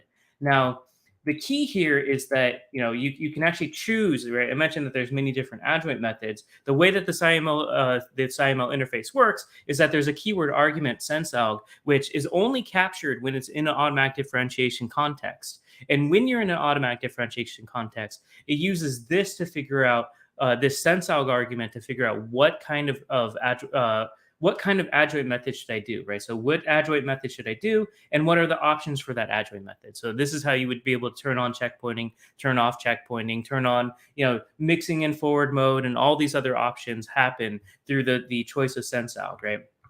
And now this has been around for a few years now, but what we've really done is we've expanded it to all sorts of equation solvers. So here, for example, is a nonlinear problem solved with the Newton-Raphson method. And here you see that, hey, you just call solve, and then there's a steady state adjoint with the auto jackback of enzyme VJP. So this means that if you want to use a Newton method, this will run a Newton's method, and it will use enzyme for the code that it generates, and it will use the adjoint method on the outside for the actual solve it generates. So this is just done all automatically. In fact, if you do not pass a sensalg algorithm, it has a way to automatically choose a default sensalg, in which case for this equation, it'll actually choose this approach as the default, right? So if you just stick, nonlinear solve or differential equations inside of a loss function, and you just call it to say differentiate, these adjoint methods are done automatically along with implicit function theorem. All the things that you mentioned that we saw in the earlier talks are now integrated into the tooling, so that way they're just done automatically. Those tricks are part of the library. Now, how far have we gotten with this? I will say that not all of the equation solver libraries handle this. The two to highlight are linearsolve.jl and optimization.jl are the two that are notably need more adjoint support. Though nonlinear solvers, all the differential equation solvers, integrals, and a lot of the partial differential equation interface does this integration automatically. These next 2 bits are 2 of the higher priority things in the SciML universe right now. And what this really means then is that the SciML interface is really growing in its interfaces, which I have another talk at JuliaCon that will talk all about linearsolve.jl. And so once that handling for the adjoints is on linearsolve.jl, then all of these different solvers, including sweet, sparse, Paradiso, as we're making it do PET-C and everything, all of those are just handled automatically by using the linearsolve.jl interface. Right, and if you want to make sure that you're using the implicit function theorem with all of the enzyme and everything automatically, well, if you use nonlinear solve, then you have all those adjoints automatically applied. But if what is nonlinear solve? Well, nonlinear solve has some of its own methods, but it also is minpack, sundials, nlsolve.jl, and steady-state diffeq.jl for mixing in pseudo-transient methods. So it basically has so basically there's these growing interfaces where if you use this interface, not only do you have more algorithms available and you have consistency among the arguments and everything, but you also have a consistent way to be able to choose how the adjoints are generated through the sensalg interface, and you have the optimality of the adjoint implementations. This is then done over the integral libraries with integrals.jl, right? So all the ways of doing cubature and all that. And then optimization.jl has a whole bunch of optimization libraries. This still needs the AD overload, but that's coming within the next month.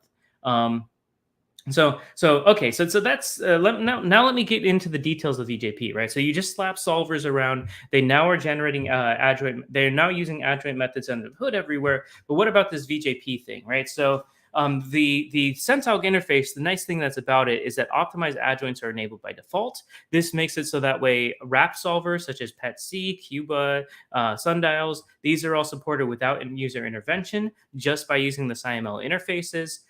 It's all part of the SciML interface, so all of the all the tolerance definitions are uniform, all of the options are uniform, right? We use the same naming between ODEs, optimization, and nonlinear solving, so that because we have this uniformity, and many of the highest performing solvers are actually only available through the SciML interface, because a lot of them are developed as pure Julia.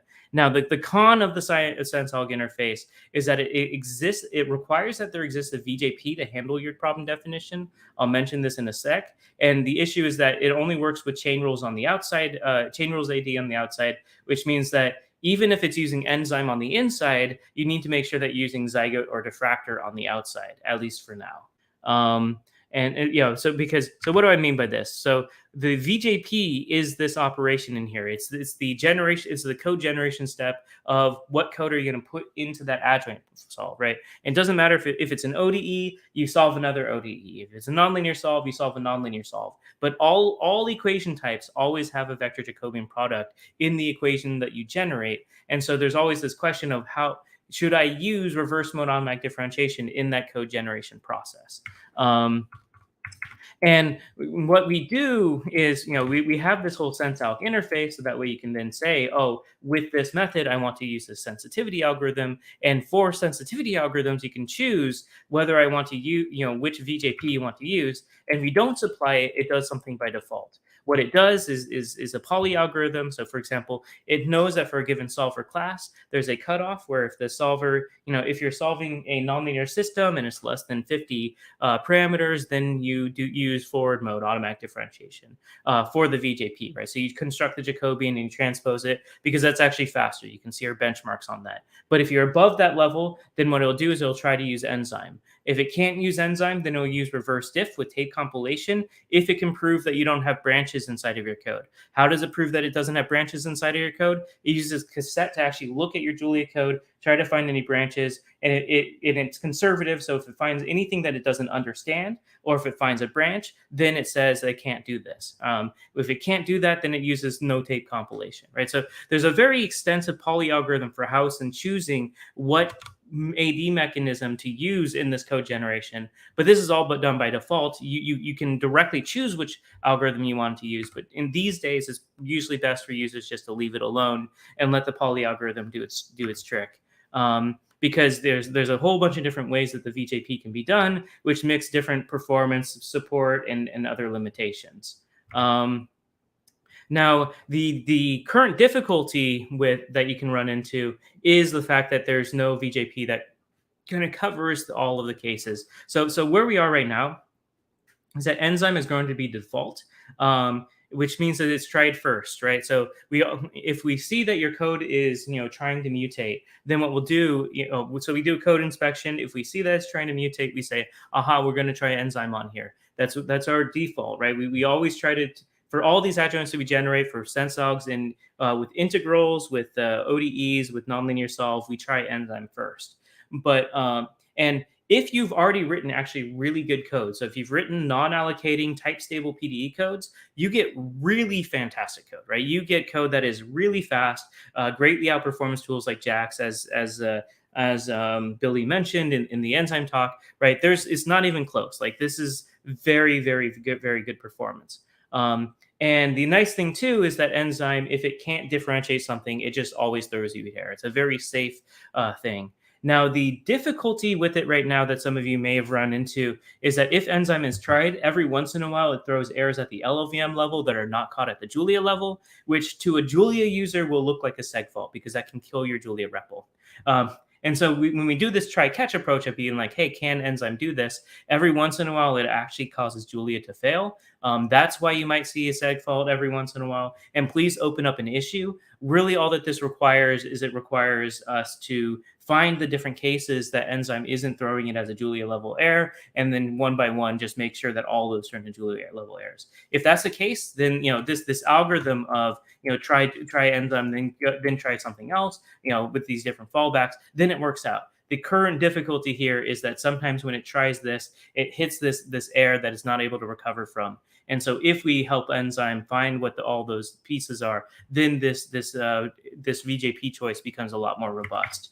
Now, the other thing is that enzyme still has limited support for Julia's runtime, which means that its support for dynamic dispatches, like typed instabilities and garbage collection, is still kind of small. That is definitely growing over time. But for right now, what we kind of have, the reason why this whole system is set up is really because those cases aren't caught well by enzyme. And so sometimes we need to move to reverse diff or zygote to be able to handle those cases. So the TLDR with it is if you've written like a very fast non-allocating PDE code, it will pretty much always automatically choose enzyme for you. The differentiation that you get is really amazing.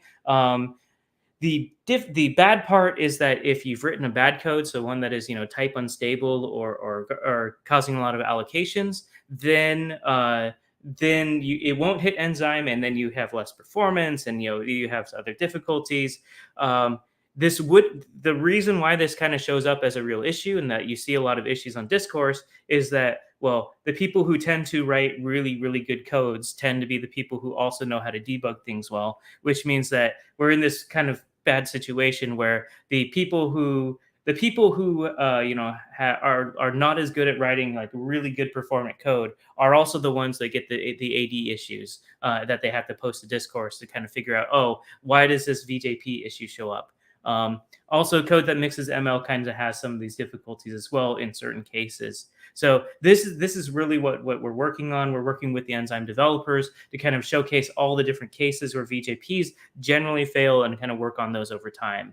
But really what we're ending up with is a composable infrastructure where, we have tools for generating for PDEs that generate ODEs, and, the ODE solvers hit the optimization.jl, and they use nonlinear solve and linear solve under the hood, which all have the right adjoints defined. And so everything really just builds up itself to be able to build, this composable system where everything has adjoints already defined on it, as long as it's using these higher level interfaces of SciML.